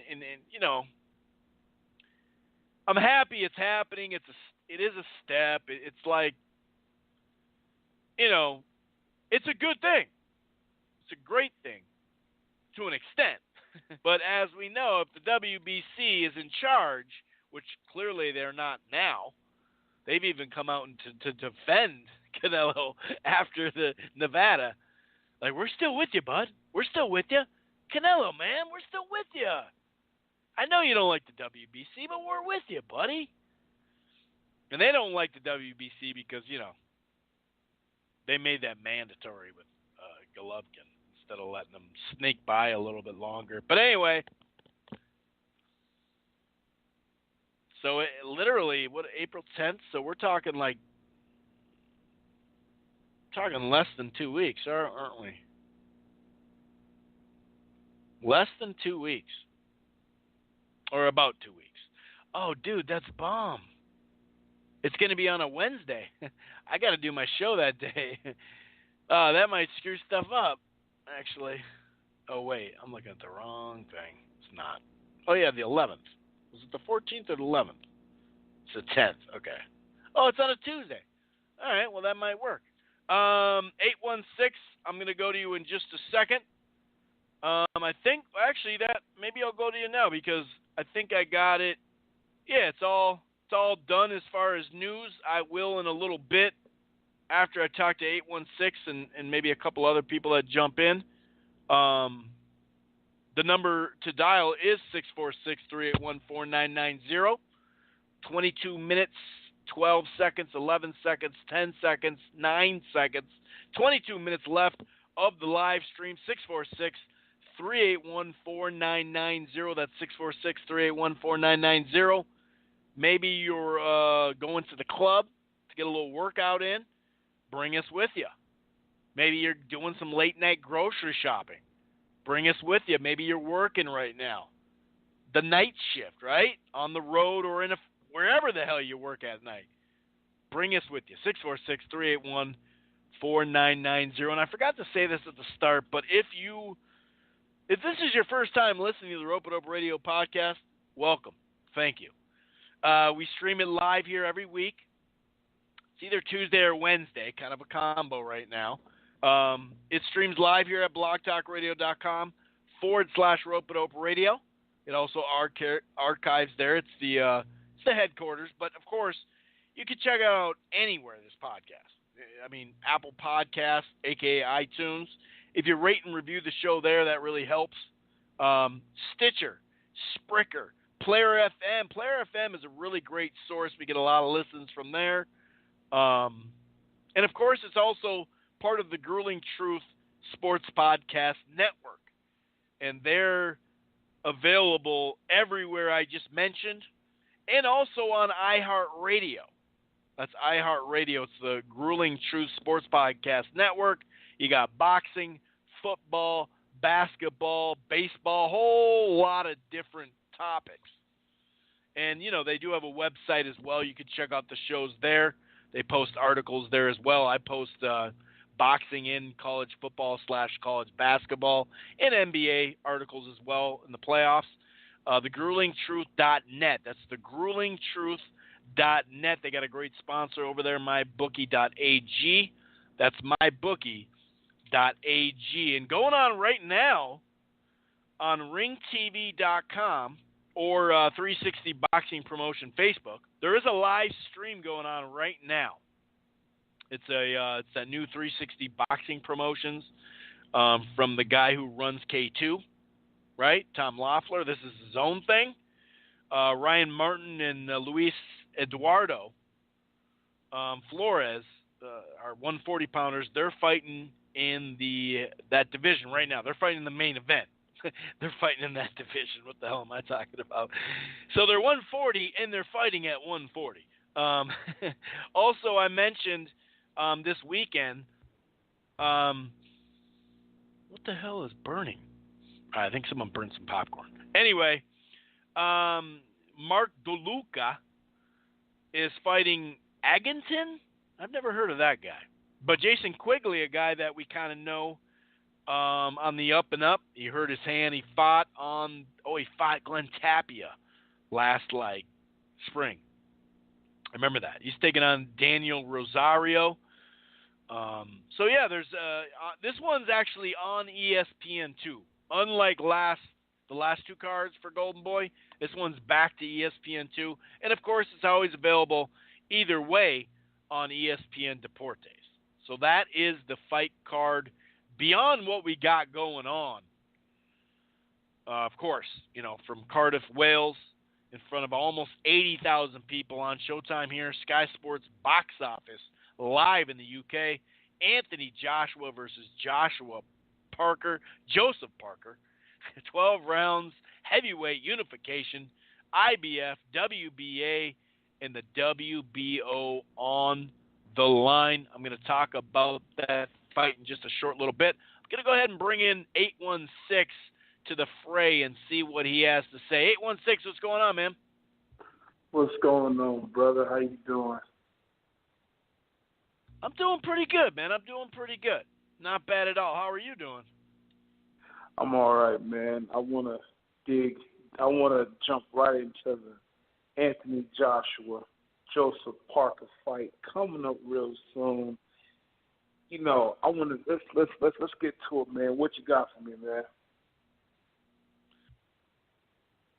Oh, I mean, it's your call. So if you want to give your picks and stuff, but I can go down that path a little bit though if you want. All right. I like the matchup. Sure. Obviously, when you put the belts together, that gets us closer, even though we're further away than we want to be from that Wilder fight. But business is business. Unfortunately, I actually talked about that subject. I talked about that subject earlier with Eddie Hearn and Deontay saying now he may not go over there, and they're doing this, that, the third, and yada, yada, yada. But anyway, as far as the fight goes, it sounds like the rumor is that Joshua is going to actually come in a little lighter than he has. As we know, we've seen him come in a little heavier lately. And a lot of that had to do, and he talked about it on IFL TV today. He actually talked about how, sometimes in the break from camps and fights that he wouldn't work out, and then he'd come back and he'd get a little bigger, and then he'd get back into training, kind of just put that back to really sharp muscle, but he'd be bigger and slower. So his last fight, I guess he was having a problem of. He was a little too slow, and they had to work on his weight more than what was going on in the fight. So now he says anyway that he's working out between camps. As we know, you still got to stay sharp. You got to stay in shape. So I was hoping that he's going to come in a little lighter just for his sake, whatever. Because I just don't think he needs all that mass. He's a big dude. You're not going to drop that mass, but there's no point to keep. There's no point to keep weighing heavier when you're that big. You might as well be 240, 245, whatever. But that goes into stamina. And I think some of this fight, I don't know how much percentage, if it's 50 or 32 or whatever. I do think, though, if you look at both these fighters, both of them gas out mid-rounds and need to find, and need to find their second win. Go ahead. Now I want you to fill in. So you're right. I made a comment on a post in the Die Hard Boxing group. I said, this fight will have to, be based on who can go the distance. I have not watched a lot of Parker's fights, but from what I saw, he has great speed. The power is there, and I compare him to a much better talented Corey Sanders. He has a high work rate, power in both hands, but I just question his stamina. He has the kind of stamina to where it's like he's going to have to swing and land on Anthony Joshua. Not just swing, he has to land his punches, and hopefully he can get a TKO. Joshua, his stamina problem is he's just too damn big. He's too freaking big, and it's like, I'm like, dude, when you're training, what do you do? Do you do cardio? What do you do? He's just so freaking big. One thing I can say throughout the history of the heavyweight division, weight has always been an issue for a lot of guys. You look at the times even when Lennox Lewis was fighting, I think the lowest he ever weighed was like 220. But when he got older, he was pushing like in the 260s late in his career. So I just don't know what it is about with weight and heavyweights and what's a good weight. But I do know that we don't live in the times where heavyweights are coming into the ring weighing below 220 or 220, 225, 230. So like I say, hopefully Anthony Joshua did the training between the camps. He's in better shape. Now, like I say, he's a big dude. He doesn't need all that muscle mass. He's pretty talented. He's a big guy, and hopefully, he does good. Now, he did look kind of slim in the press conference. He looked a little slim, a little bit more, a little thinner, so that helped him out a lot. But like I say, this fight coming up this upcoming weekend, I expect good fireworks. But like I said, it's gonna boil down to who can go the distance the longest. I have a feeling that Parker will upset Joshua late in the rounds. I'm sorry, man. You cannot train stamina like that. I don't care how hard you run, because when it's all said and done, you're still carrying around over 200-something pounds in that ring, and you have to push a guy, that weighs just as much as you in the ring for 12 rounds. I don't think that Joshua has that kind of I just don't see it happening. And to me, Joshua's chin is kind of suspect, like a mug. It's suspect. For some reason, I think Parker catches him and then finishes him off. So I can get Parker, in round 9. He beats Joshua TKO. But like I said, it's going to boil down to who's going to dig deep within themselves, get that second win, and pull out a victory. I like Joshua. I like Parker. Both of them have stamina issues, but, even too, Parker had to, get himself in shape because he was a little bit heavier in his previous fight, and he had to lose some weight. So like I said, he's going to have to really just, go in there, be the aggressor, and land his punches, and pretty much, put Joshua away. Joshua's going to have to go in there and be the aggressor as well, too. But Joshua, it's like he has to pace himself. It's like he goes in there, looks for the knockout, but he gets tired. I don't know, he gets tired for some reason. So, like I said, this fight is over. Parker wins in 9, and I got Parker winning this fight. And if he wins, it won't be the fight we want to see versus Joshua versus Wilder, but hopefully we get an undisputed heavyweight champion sometime soon. Yeah, you're right. And we're hearing Parker, like you mentioned, he was going to come in better shape. We're hearing, he's had a great camp and he's coming in the best shape. And I think he went up. Did he go to Big Bear or some shit? I don't know. But he is saying that he did have that great camp and it did. So we'll see. I mean, that's the thing about these great camps, we hear that all the fucking time, and then they get in the ring, and you're like, what happened to that great camp, dude? You look the same, but then other times you're like, oh shit, he did, dude, he looks great tonight, so it's weird to I think both of them are evenly knowing that they had an issue, but like you said, what do you do to lose muscle? healthily? Like you just do a bunch of reps. You like you said you exercise more as far as running and swimming, or basically it's going to have to boil down to diet. It's going to have to boil down to diet, and a lot of cardio, but mainly it's all about the diet. I mean, to be honest with you, going in as a heavyweight, weighing anytime you weigh over 250 pounds, or close to that much, people have to take. It's like if you're a fighter weighing that much, you have to, evaluate how are you going to carry all that weight. Let's think about it. You're carrying your weight, and you also have to, pretty much, wear the gloves as well too that they provide. So it's like, you're carrying all that weight, that water weight. It's too much. So, like I say, it all boils down to dieting and pretty much, a lot of cardio. Which Joshua, I don't think he knows what cardio is. I mean, it's like I said, I think the way he looks now, I think he pretty much, got the message that he has to get his stamina improved. Otherwise, if he were to fight Wilder, let's say, a year ago, he'll get knocked out. He'll get beat.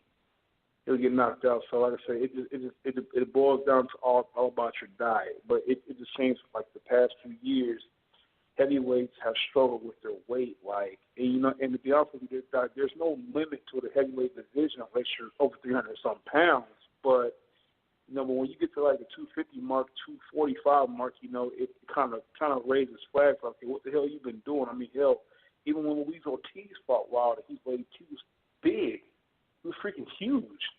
And and then you saw what happened. His stamina caught up to him. He got knocked out. So just gotta wait and see, man. Hopefully Joshua and Parker are ready to go, and hope they're ready to get that second win and win the fight. Yeah, man, because in that Klitschko fight, like, oh shoot, he dropped. Well, he's got 7 minutes to call back in. Shoot, yeah, several other people didn't drop though, so I don't think it's a switchboard problem. He must have just dropped, or shoot, dang. Well, anyway, 816. I was just about to see where you're from and whatnot, and thank you for calling in. Hopefully you can jump in. You still have 7 minutes. Still have 6 minutes now. So for the live stream. But thanks for calling in anyway. And when I look at that, he made a lot of good points. And I still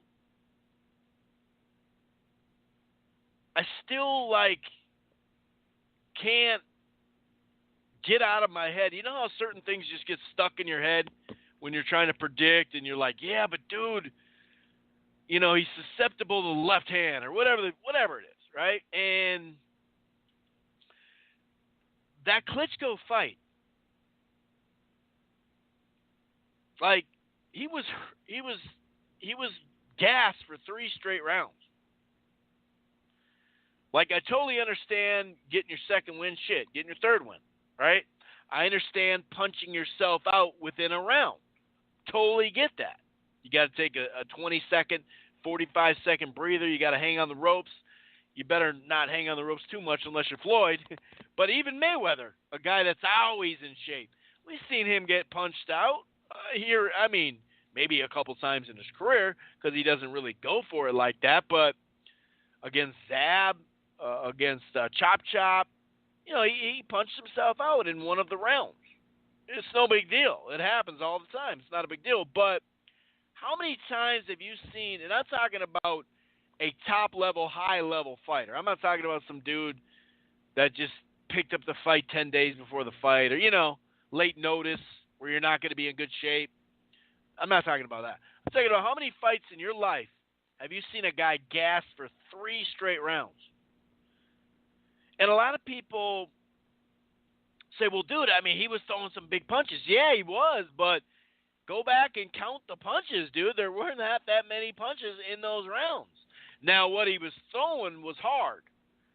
and as hard as he can, and that's something that I think he's got to be careful with. I think he's definitely got to be careful with that, and that's kind of what he's stuck in. But like I said, when he got gassed, it was like he threw a couple more punches. If you go back and look, you say, well, he was going for the kill. Well, actually, I think it had the. He even went to this point after, and Eddie Hearn talked about it too. How when he knocked down Vladimir, he like celebrated. He's like, yes, and so his mind and his energy and all that went kind of out the window. And he did try to close the show, but it's not. We've seen dudes try to go for it and throw 50 punches in a matter of the last minute of a round and get tired at the end of it. That wasn't the case. I didn't expect him to throw 50 punches within one round, really, unless it's just a complete mismatch or whatever. But it's tough, dude. Now, he got over the hump, but he was going against a guy in Vlad who was clearly faded, out of the ring for a while, because remember he had those injuries. I think it was like 16, 17 months.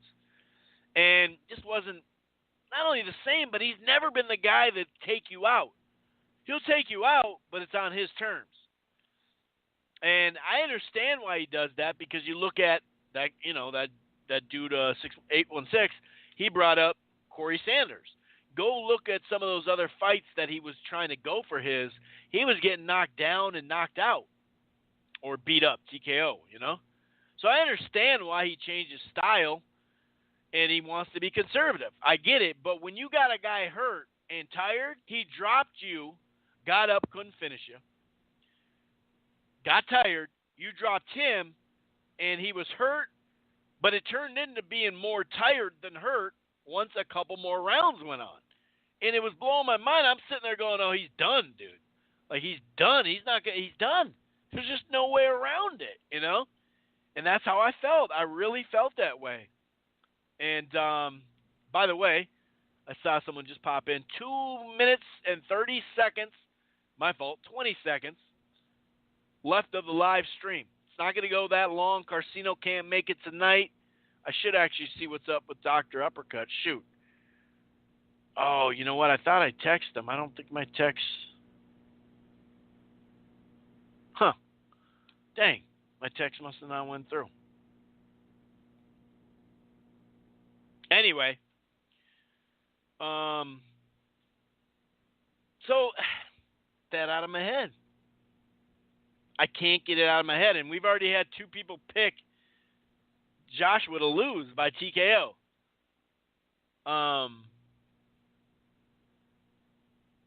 And here's the problem. While I do think that Parker will go for the knockout, unlike Vlad, he gets tired as shit quick too. Like he gets tired in these fights. He really does. He gasses in these fights. And to be honest with you, I'm gonna check the year. I think it was over 2 years now. Yeah, so January. Oh no, I'm wrong. It's almost 2 years. So in May, it'll be 2 years since that Carlos Takam fight.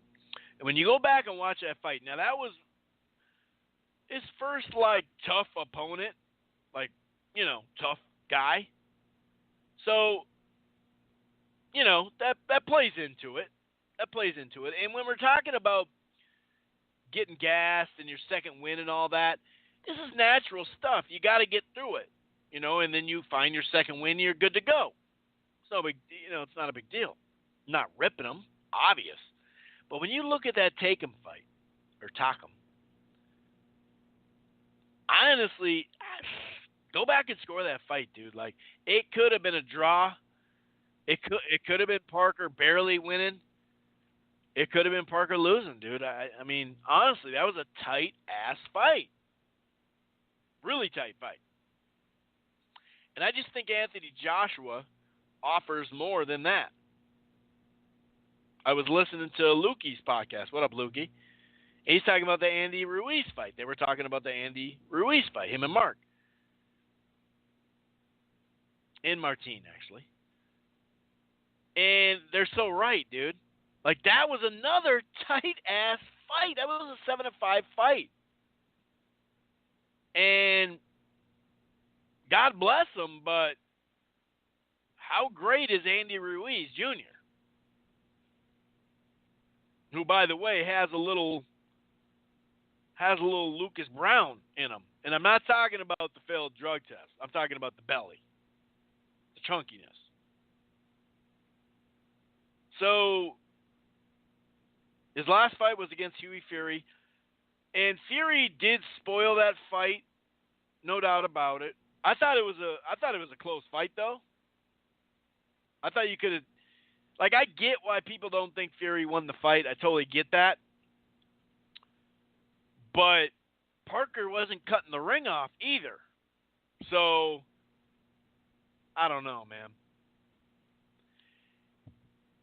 As far as a distance fight goes,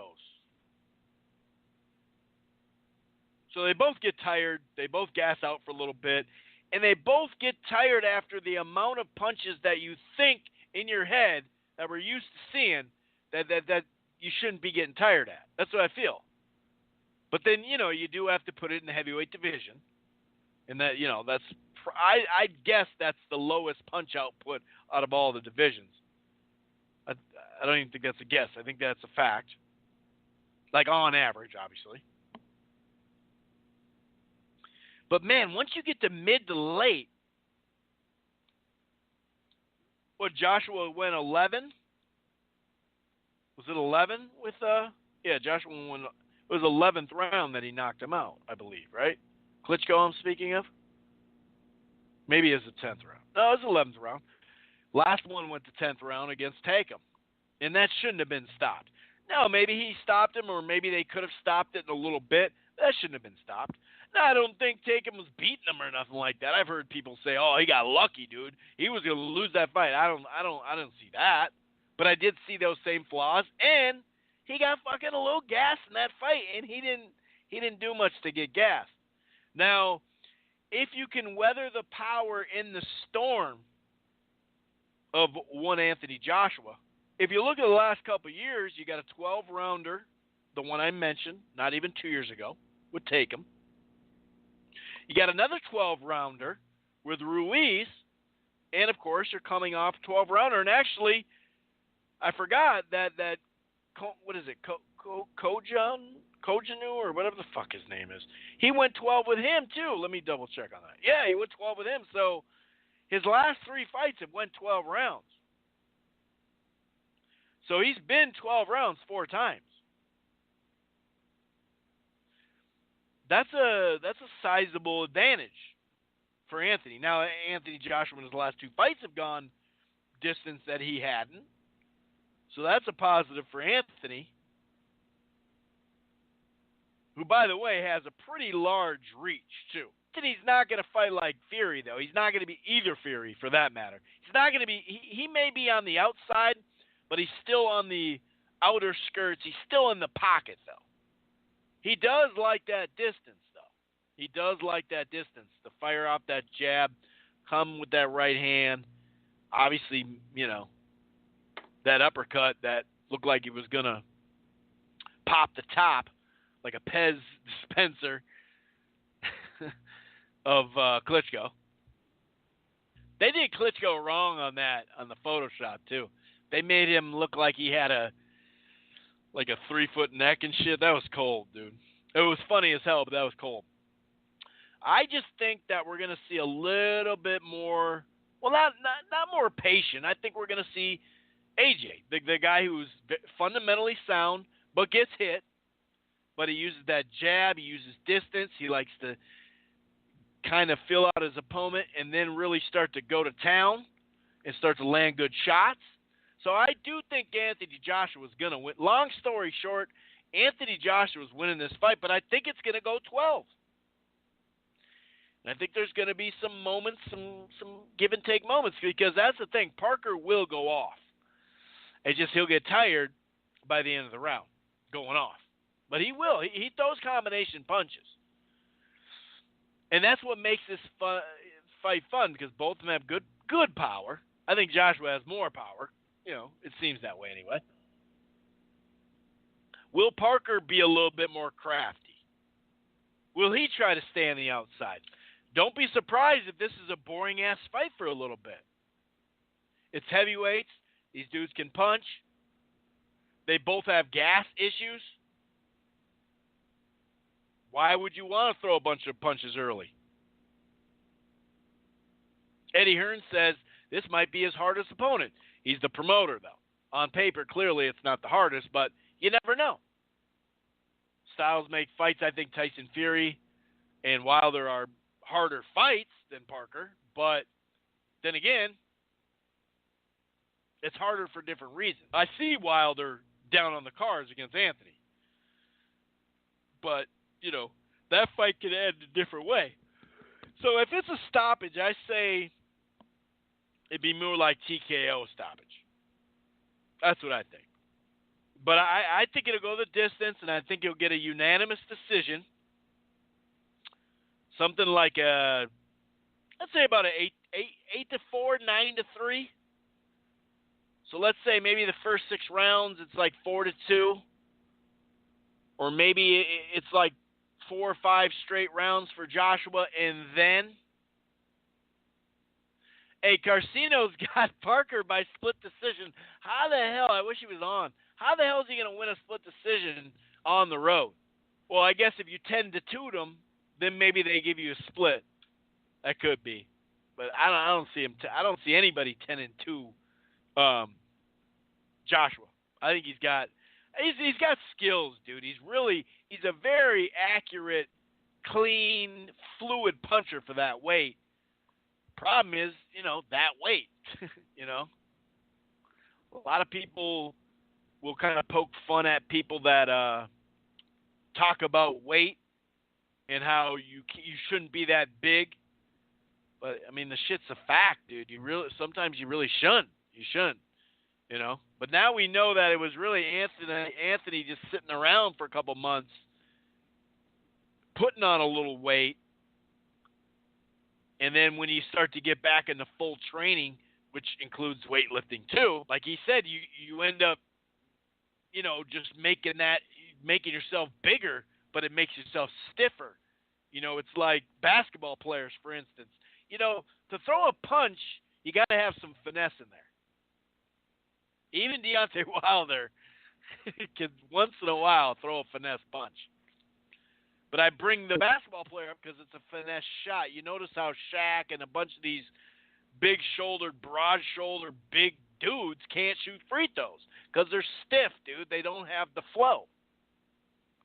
And you're supposed to, let's say you just got done weightlifting.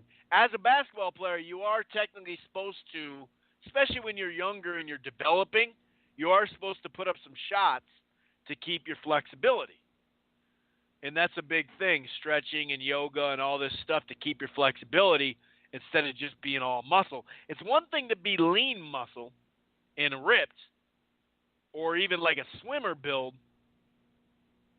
You see that with boxers a lot. Sometimes you see a flat chest with boxers, but everything else just freaking ripped, right? So we'll see. I think it all plays into it. I do have Anthony Joshua winning by decision. It's the first time he's going to go all 12 rounds, and I kind of feel like we're going to get a shift again. And what I mean by that is a shift in who you think has the advantage, Wilder or Joshua. And Wilder coming off that Ortiz fight, some people, it shows them, hey, dude, that 8th round or 7th round, the 7th round, right? Joshua would have taken him out. He would have taken him out. He can easily outbox him. A lot of people can outbox Wilder. But if he goes the distance and gasses out in the fight at times, and that's limiting him from going for the knockout, I could see people turning to the other way, going, "Oh, dude, see? That's what I'm saying," So it is kind of the fun back and forth. But that's what I'm going with. I'm going to go ahead and shoot out the Portland 503. And actually, before I do that, let me make sure Let me make sure there's not any late breaking news. Sometimes I'll get that. It's 11:10 Central Time.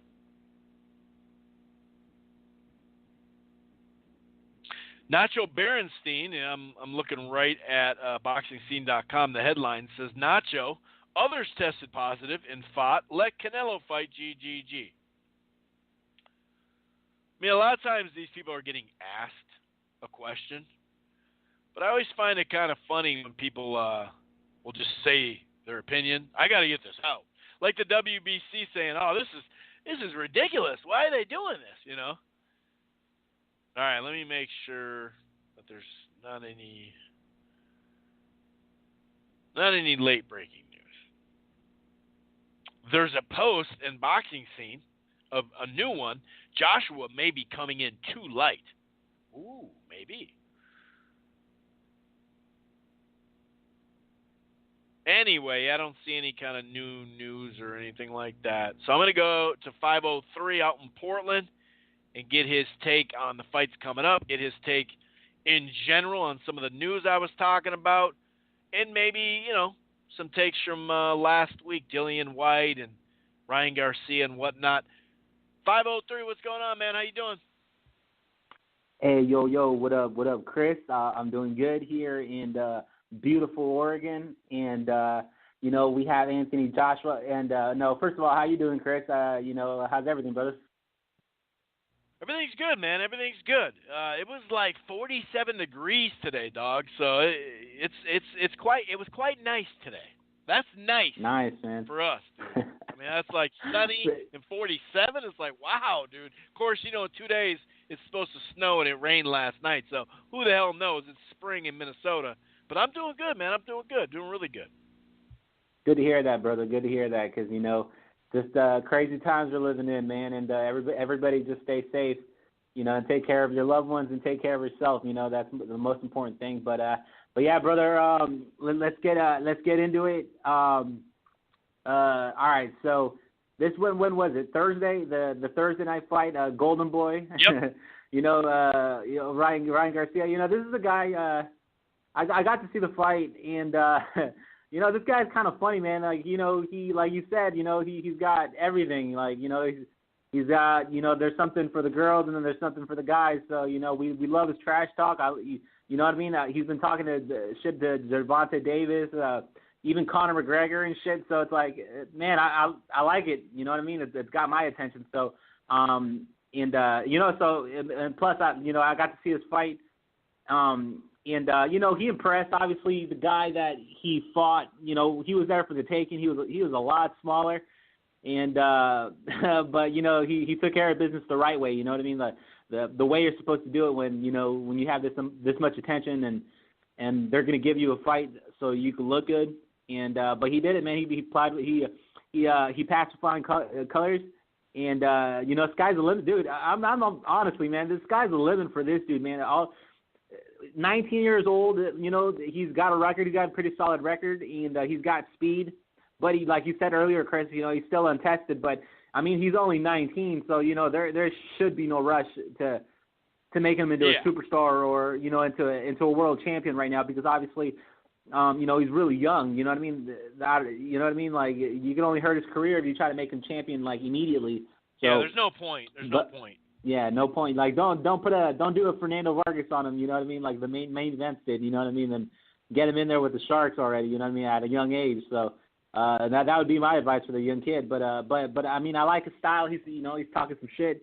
And you know, yeah, like I said, like, sky's the limit for this kid, man. I mean, this guy could be like a movie star too, man. I mean, I don't know, but if he doesn't decide to stick around in boxing too long, but yeah, man, I like his style. You know, he got rid of his opponent, Fernando Vargas, not the real Fernando Vargas, but Fernando Vargas, and you know, he took care of him in the first round and pretty quick. You know, it was a nice little combo with the left hook at the end, and that was it, man. That's all she wrote for that dude. But yeah, man, but sky's the limit for this guy, and plus, you know, he didn't take any damage in this fight, so I would love to see him immediately back in the fight, like within a month. Maybe get you know, they were still early in this year, so I would still like to see him like at least 3 fights more this year. But it's up to Golden Boy and Oscar De La Hoya, and we'll see what happens, man. But this could be another Golden Boy that they have. You know what I mean? So the sky's the limit for that kid. But yeah, good work. And but also, what was that? Oh yeah, Chris, I forgot. I wanted to talk to you about that. I know this is kind of old news, but what's up with that Ronnie Rios fight? You know what? I forgot to bring that up. Oh no, I didn't. Yeah, that's right. I was gonna say it on the pod yesterday anyway, or last week anyway. But I didn't talk to you that night because you were busy. Yeah. Remember? So I couldn't. I forgot to bring that up. But yeah, I was gonna tell you although I think old boy was losing pretty handedly, the last round and a half, maybe 2 rounds, there was probably at least 3 headbutts. No doubt about it. Yeah. No doubt Hell about yeah. it. So was he already kind of, hurt and all that before that stuff? Yeah, sure. It definitely was. But I don't know. I know what you meant on that one. Yeah, I see what you're saying on that one. It could have, just added more damage in a short amount of time. And if without those, maybe he could have got back in the fight and ended up winning it. That is a good point. I do have to say, though, if they had a rematch, I'd favor that other dude, though, because it did seem like he was winning the fight clearly. Yeah, I get it. Yeah, man. Like I said, man, it could be my biasness. You know what I mean? Because I'm a Ronnie Rios fan, and he's Mexican, so I got to support my kind. And but yeah, man. I mean, to me, it was just the headbutts, man. That hematoma at the end, man. Ooh. I don't know, man. I'd hate to get one of those. You know what I mean? Those horns on your head. Yeah, it was bad, dude. Hella bad. But yeah, and also I wanted to, the Emir Iman and Ramirez fight. I know I'm late on this one too, but I got to say I was wrong, really wrong. And I guess Emir Iman was never the guy that we thought to expect to be. You know what I mean? He just never became this guy that we all thought he was supposed to be, this great fighter. And I don't know. It happens. You know what I mean? Once you have real fighters, in front of you, you know what I mean? All that, all that hype, shit goes out the window. You know what I mean? So, but also I wanted to comment on the, like Bob Arum. You mentioned earlier. Bob Arum wanted to make the Ramirez, Progress fight. Have probably make them a co-main event or whatever, and. Give Ramirez the main event and give Progress the co-main event. And, I think that's the dumbest thing you could do, just because they should have just made Progress the official, the full champion, because obviously with Bob, I don't know, man, this kind of a sour taste in my mouth, because, man, that fight just needs to happen. You know what I mean? How is Ramirez going to defend a full title and Progress is going to defend an interim when they're both healthy? They're both coming into the same fight, and it's I don't know, man. It's bad. I don't know. To me, it's come on, Bob, just give us a fight, man. It was already ordered. It was just the whole thing. It was already ordered. There was they tried to do it as fair as possible, and that was to have 4 fighters who all seemed like, okay, these 4 fighters will end up fighting, and whoever wins these fights will get the belt. It's like a realistic, cool way to earn a belt. Which is not always done these days, and that's what kind of is dog. Come on, man. Like you said, they got that's the whole plan.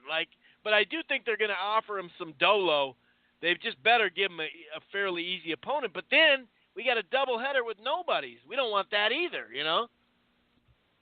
Yeah, exactly, man. And I don't, that's the way Bob Arum works. You know what I mean? He's the marinating guy. You know what I mean? And this just reminds me of if the Gamboa Juanma thing happens, again, I'm gonna be sad, dude, because Jesus, man, we lost on a great fight, you know what I mean, on that one. But that's yeah, I just both sides have some interest in them, and you're like, wow, this young dude could be something, and you could say that about both of them. Yeah, man, both young guys, and hungry kids, and. Man, just new names in the division, you know what I mean? So it's I want to see this I just want to see the fight, dude, you know what I mean? And Bob Arum marinating, it's bad. I don't know, man. He probably over marinated this fight. So It's but you know this is the boxing business, and dude, he we know how it works, Chris. Bro, this thing. He wants to smoke this thing. He wants to have it like that. We got this at my bar. We got this 18-hour porchetta that we literally smoke for 18 hours. This motherfucker wants to put the marination and like lock it in a stove and put it away for like a year and a half just so it has more flavor. This is like beyond the marination, dude. This is like, what do they do to pharaohs when they passed? Wrapped them up mummy style and shit. That's what he wants to do. He wants to marinate. Yeah, mummification. Shit, dude. Yep. He wants the mummification. Dog. Some aging wine and cheese and shit. You know what I mean? Like doing it that bad. Like, come on. It's just like to me. What's that? Napa Valley. This fucking fight. Yeah, man. It's just that to me, man. I could see Bob Arum. I'm sure he wants to make Ramirez into a superstar and stuff like that. But the thing is, you know, we're barely getting to know him, and it's like if you want, it's just to me it feels like he's trying to make it a pay-per-view. You know what I mean? And I don't know, and it's just they're not stars. You know what I mean? They're not Canelo driven.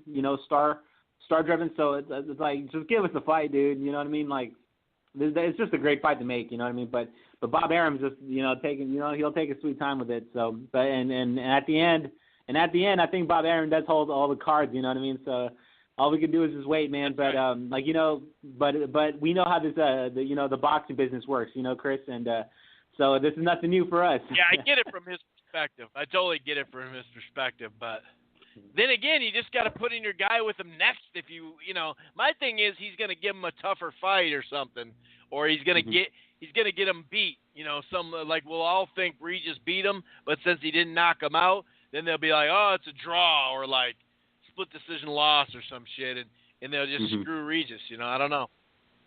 I mean, that's what I'd do if I were Bob. Right? Yeah, man. But the thing with Bob, man, it's just like every year, you should be pondering. You know what I mean? At that age, you should. I don't know. You should be a little worried, but right. You know what I mean? I don't know, but I'm not. Like, I'm not trying to. How long you want to marinate this shit?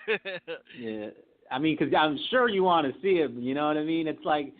It's I don't know. I'm not trying to wish any bad ill will to Bob Arum because I just I love that. In all honesty, man, he's done a lot of good stuff for the sport and a lot of bad stuff for the sport. But and at the end of the day, I do appreciate what he does for us. You know what I mean? And he holds it down. You know what I mean? So he's one of these great promoters. So in all honesty, you know what I mean? So I don't I just wish him best of health. You know what I mean? That's all I could really do. But come on, Bob, give us what we want, dude. You know what I mean? For the hardcore fans, you know what I mean? Forget about the casual fans. Forget about the casual money. It's about the hardcore fans right now with Regis Progress and Ramirez. So that's I just want to see that fight already. But yeah, and let's this last Saturday we had a surprise HBO main event, just the one fight, one hitter quitter, and. And with this fight, man, I mean, I'm not the biggest Dillion Whyte fan, or even went to go see a Dillion Whyte fight, online or a highlight video. You know what I mean? Like, because I think what was his last fight? Chisora, right? And Chisora is just he's just like, why is he still fighting? He just loses every fight. You know what I mean? His mouth gets him the fight that he wants. Fight, dude. I mean, he put Whyte on a swing. Like he made him do a whiplash, dude. His neck. Oh. Remember that shot where his neck is like behind I've seen that. Yeah. That's just crazy, dude. Yeah, everybody. I mean, good. I mean, people were saying good things about the fight, but the thing is with Chisora, every time I hear that name Chisora, I'm just like I just see it like Butterbean. You know what I mean? It's like. I just see it like that, you know what I mean? Like that kind of a fighter where it's like he's there, but if you want to watch him, go ahead and just watch it if you want, you know what I mean? That because to me there's no real point, I mean I don't want to sound rude or nothing, but to Chisora, there's no point, you know what I mean? He'll fight, he'll talk his shit, and then there's no real point. if that makes any sense. I don't know. I just call me a hater or whatever, but that's the way I feel about that. The Dillion Whyte Chisora fight. So I wasn't really intrigued. You know what I mean? So, but with this fight, man, they gave it to us on HBO, and I watch every boxing fight. You know what I mean? So it's I did watch this one, and I want to give credit to Eddie Hearn. You know what I mean, for getting this fight like last minute. I believe it was like the week of the fight where it was announced that HBO brought this fight up. So it's like thank God for Eddie Hearn, man. I mean I love how he's working with every network, and I love how he's working with every promoter out there, man. He's just making things happen, man. He's a really respectable promoter right now. You know what I mean?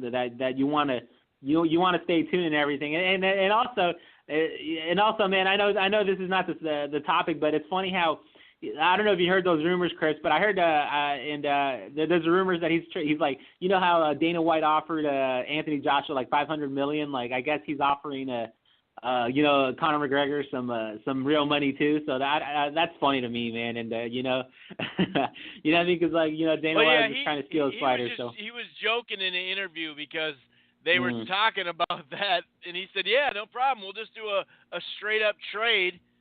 I'll get McGregor, and he can have Anthony Joshua." Like what the? Yeah. Like he know, Yeah. It's funny because there was rumors that Dana White was going to come out there and offer him that. He hasn't offered it yet, but I don't know. Yeah, but there is a strong rumor that he was offering him a 10-fight deal, or is going to. 10-fight deal too. Yeah, man. And I believe it's real too. But it's like if you sign with Dana White, like what could he really give you? You know what I mean? Like, 'cause like. Knowing him, would he do co-promotions and stuff like that, or would he just try to keep it in house like he does with the UFC? It's kind of weird because he's got a record, a good reputation with the UFC and building it and making it strong and making it really popular, and profitable. But yeah, and profitable, yeah, and. But what can he really do? You know what I mean? Because like I want to see him.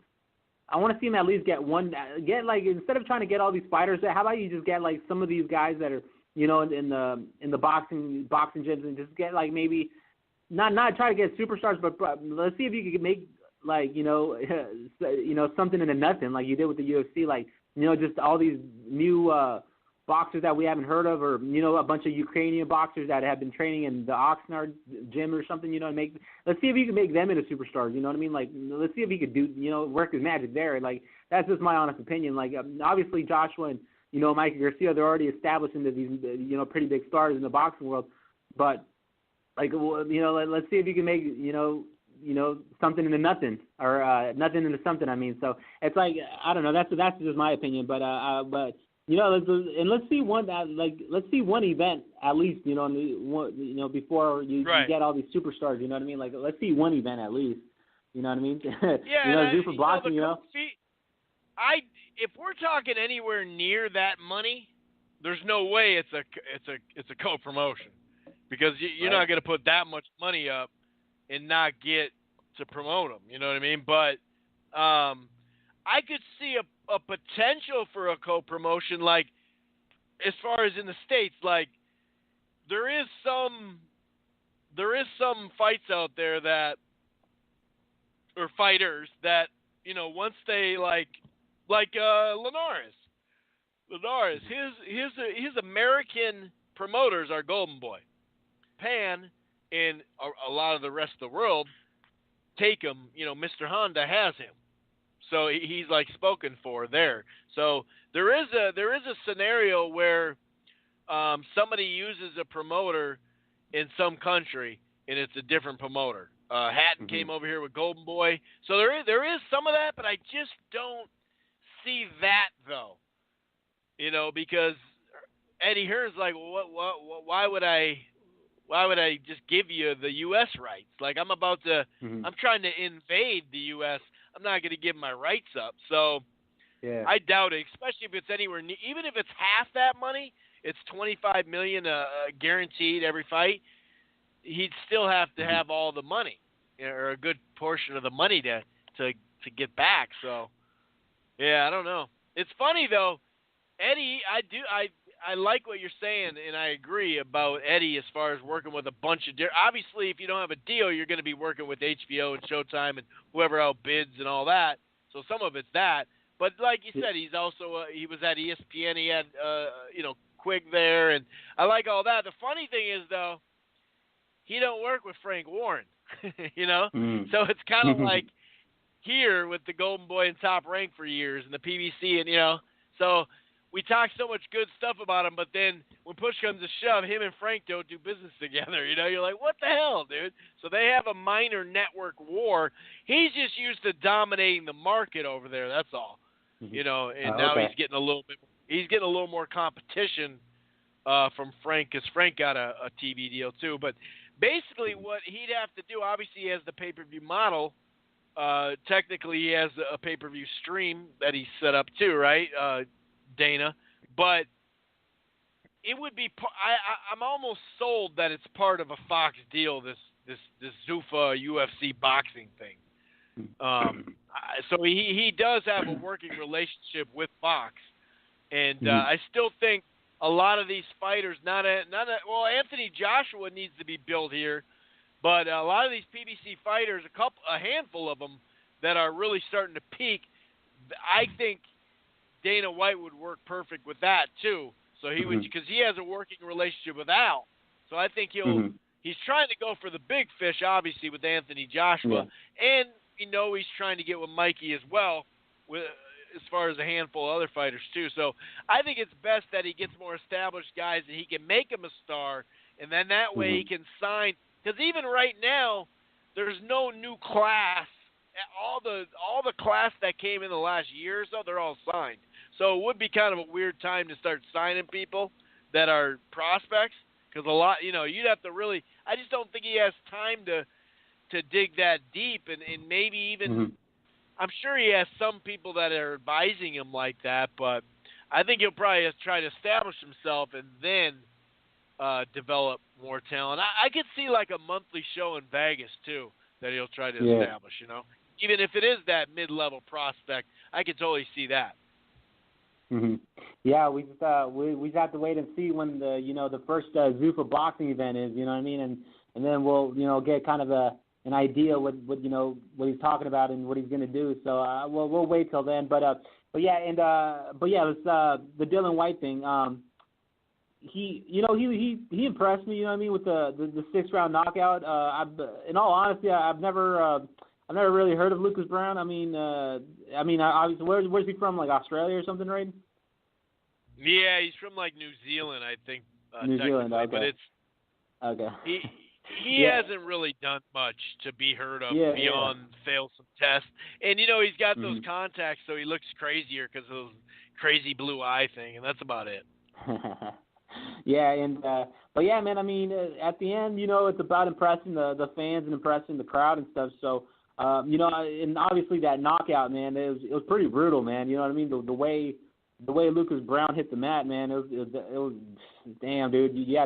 It was good. I got a little worried there when the medics got there immediately and then started, putting oxygen on him and, just making him, trying to just lay there and stuff. But, that was scary. But at the end, man, it obviously impressed the fans and the casual fans. So, and now, Dillion Whyte, he wants that Deontay Wilder fight because obviously Anthony Joshua is going to be running for a while, I believe. I don't think I could. Obviously, I feel like that fight's not going to happen this year, But yeah, that's a fight now. You know what I mean? Since he knocked him out, I'm pretty impressed by this guy. So I wouldn't mind now to see the Deontay Wilder versus Dillion Whyte. Now we can make it now. You know what I mean? Let's make it happen. You know what I mean? And then make it in England too. So the fans out there can get to see the Bronze Bomber, live in action and wow the crowd out there. So that that'd be pretty sweet, but yeah, man, that's a fight, that seems like it's going to happen now, right? It's like it's a mandatory, and also wasn't it? Now that I think about it, isn't it kind of weird that it's technically not a mandatory. Oh, it's okay. technically not a mandatory. That's going around. it's going around for one reason. He's the number 1 ranked guy, and he just won, right? And the fight makes sense because it makes money over there. So they could call it, but the problem is, or not the problem, but the technical stipulation, you know, Wilder just fulfilled his obligation in November. And the WBC doesn't do it like the IBF so quick where they're always putting out a bunch of Mandos. They let you slide for a little bit. So, and and obviously a unification fight would come before that anyway, technically, by what they'd want too, because they'd want the more money in the purse. So, yeah, he's not called yet. I believe he will get called as the mandatory because Dominic Brazil and Kubrat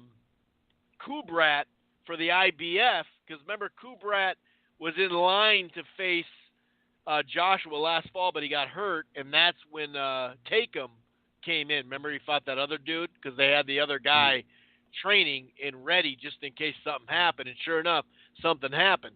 So that Kubrat, because he was the Mando, he got knocked down, and so now Brazil and him just got called. Now they both have to accept it and whatnot. But so what I'm saying is there is a good chance, because that would have probably Dominic Brazil and Whyte could have been called because they're 1 and 2 in the WBC, so that could have gotten called. Okay. I guess Luis Ortiz could have gotten called in that as well. But yeah, technically they haven't called it, and they may call it, and they may say within 6 to 9 months or 6 months you have to start to look at that Mando. So it's not something that has to be next. Okay, all right. It's that sounds even better. So I don't know, because I mean, it is what it is, because obviously Deontay's not going to get that fight with Joshua. So it's kind of a shame, but whatever. If he wants to stay busy, these are good stay busy fights. And but yeah, and also we got the return of the UK bomber over there, Anthony Joshua, man, and my bad.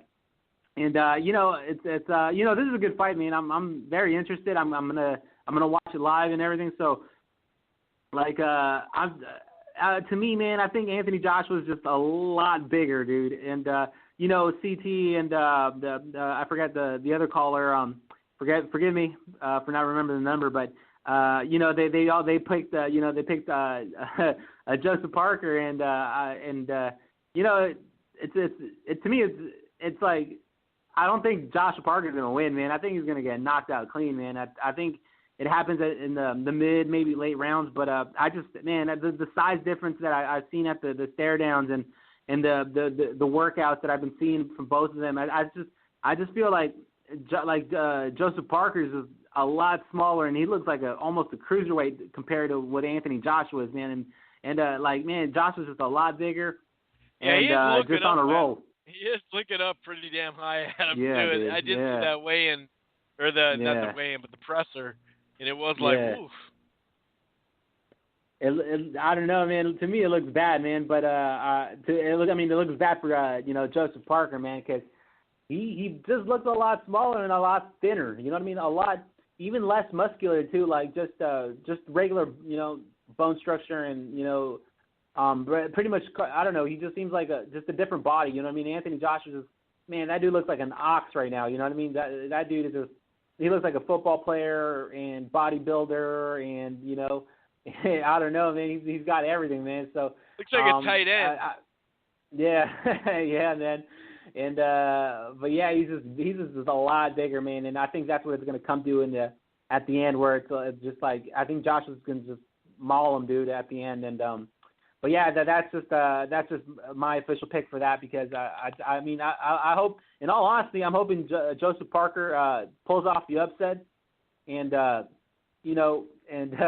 because me, man, me, I'm Team Deontay Wilder all day, bomb squad over here. So yeah, that's what I want to see. That fight will happen quicker, the Joshua Parker, than the Yeah, okay, I got you. Yeah, Joseph, it would happen. Yeah, Joseph and Deontay will happen a lot quicker than Joseph or than Anthony Joshua and Wilder. So that is my opinion, man. But you know what I mean. You know what I mean. It's Team USA. Joseph Parker, you know, USA all day. He has to win the fight by any means necessary because he's got the Malcolm X glasses on. I just noticed that.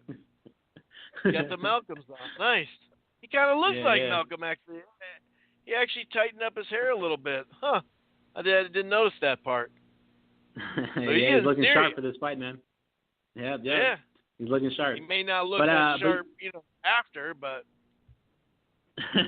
Right. I don't know, man. To me, in my opinion, I think Joshua knocks him out, dude, and that's just my opinion because he's just a lot bigger. And but yeah, man. As far as that, Chris, I don't have too much time to, I got to get back to the grind here over here at work. Yeah. And you know what I mean? Like Floyd Mayweather says, it's always about that check. You know what I mean? So yes, I don't know, but yeah, man, Chris, I just want to thank you for having me on this spontaneous Tuesday show, man. And if you do a show tomorrow, I'll be there too. But I understand that your schedule's been a little weird, and I understand you that. Doing a West Coast show that late, I know that's, you know what I mean? You're working hard for it, but, we all got to rest and, we all have a life. I'd be starting at 2:30 my time. I'd be starting the show at 2:30 my time. And it's like, Yeah, man. God, how many times could I do that, Yeah. Yeah, man, I got you, Chris. But, yeah, man, you're a hard worker, Chris, and all respects to you, my man. And, you're my brother, you're my boxing brother, so, all nothing but love for me, man. And, but also, Chris, I just want to thank you for having me on. And, Viva Rope-A-Dope.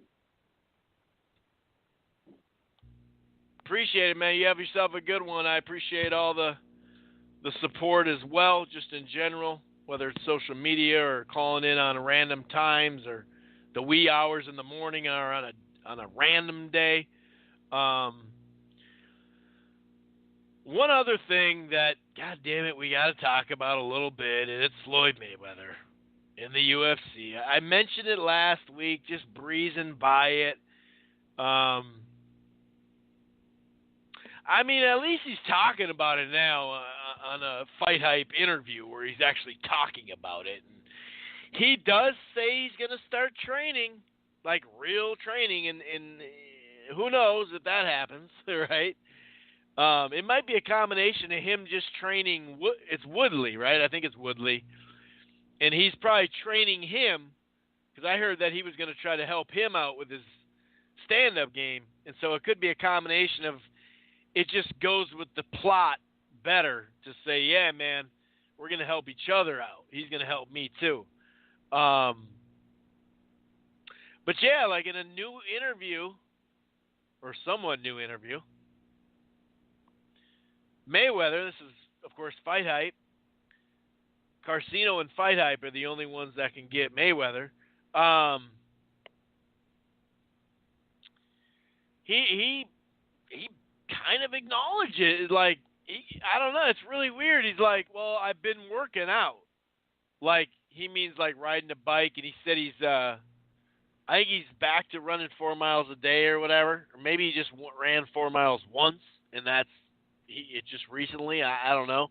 But he did mention that. And he was kind of pushed to say, well, like, are you going to fight in 6 months? He's like, well, it's hard to say. It's hard to say. I don't know how long I'd have to train. But he did say he wants to train in wrestling and jiu-jitsu and, whatever. But I'll play a little audio from that FightHype.com Fight Hype YouTube channel. And, of course, he's talking about the 4-ounce gloves and all that. And I still think it's just bullshit. But, the money, the incentive with the money, that's why I can't say it's fully bullshit. I refuse to do it, because I don't know. I mean, it's not completely unrealistic. It really isn't. Now, I understand, and that's why I understand the people that go, are you kidding me, dude? He's just leading us on. And, of course, that MMA shot of him in the cage and all that. Yeah, I knew that was bullshit. And the second one, he literally said the the sponsor right in the damn video. So I knew that was on some bullshit, Or not on bullshit, but, it wasn't about him returning to MMA. And I totally understand people saying he'd never put himself in that position. Why in the world would he put himself in that position? Technically, he doesn't need the money. That's true. But I don't know, man. There's also that saying that Bill Gates, he doesn't need more money either, does he? But he's out there. So, there is money. It is embarrassment, but I don't know. I guess it's a level of embarrassment. Floyd getting beat is super embarrassing. But if you got $300 million for it and nobody expected you to win, and even when it came to boxing, at a couple of these high-profile fights, and even the Manny fight, when there was a huge guarantee, like a huge, never-seen-before guarantee, he even said, there's no loser in this fight, dude. I'm making $100 million guaranteed. If I lose, it's not, I'm not a big loser in this one. Now, that's a whole different ball game, but still, it's losing in boxing, which is something that people wouldn't think he'd do way more feelings that way than MMA. I mean, pretty much everyone, but what is he, a 6-1 underdog right now? I can't remember. But I just can't, I don't want to talk about it much, and I'm going to stop, but I still, when you can make $300 million, dude, that's it's tough to make that in the real world in such a short amount of time. And if he spent the next 6 months, trying to take down, trying to block, basically, block a shot, and a shot would be a takedown. I don't know, man. I really don't know. But I'm going to try to get it to the point here. I'm going to just fast forward it to where it gets a little bit closer here. All right, here we go.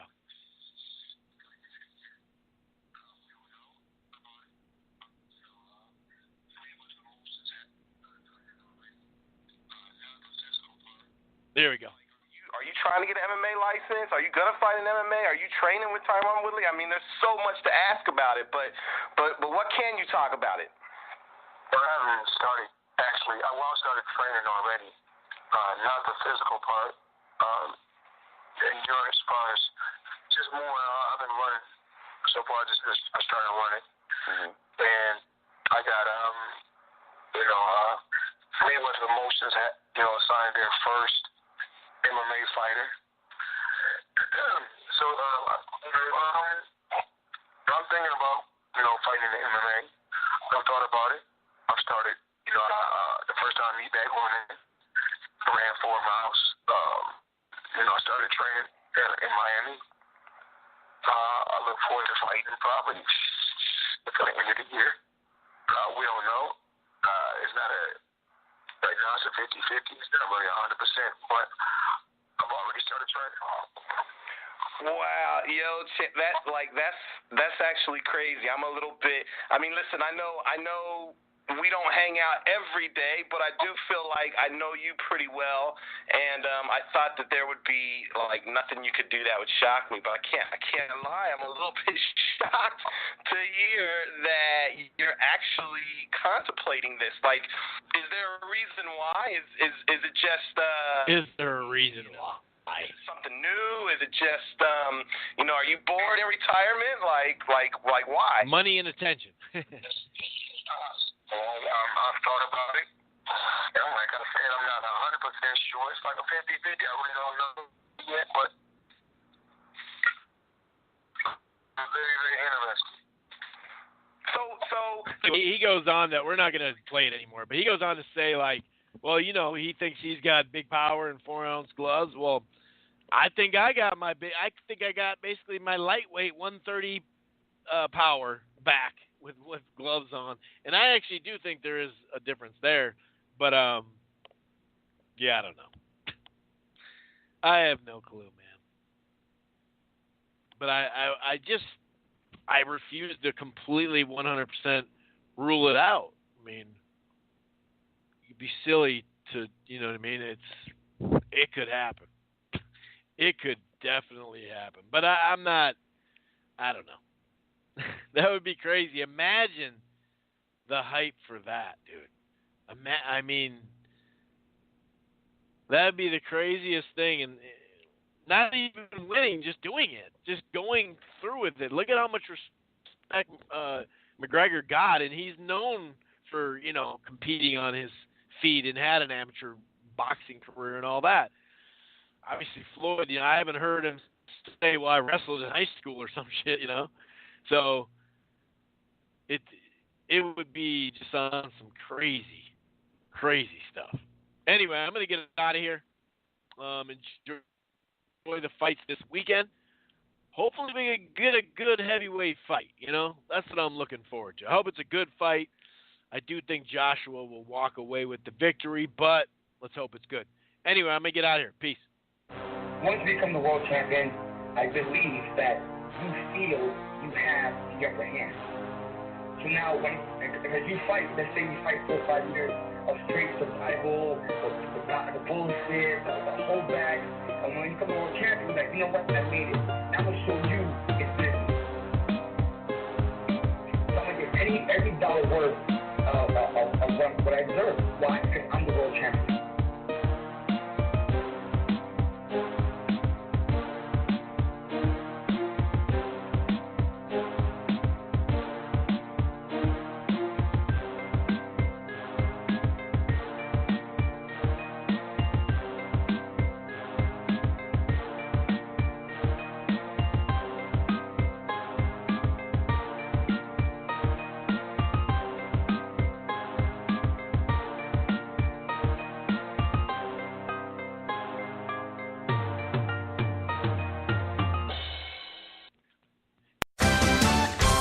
What a matchup! And what a team, Mike. Metro PCS and the iPhone SE for $0 on a network that covers 99% of people in the U.S. Oh, impressive.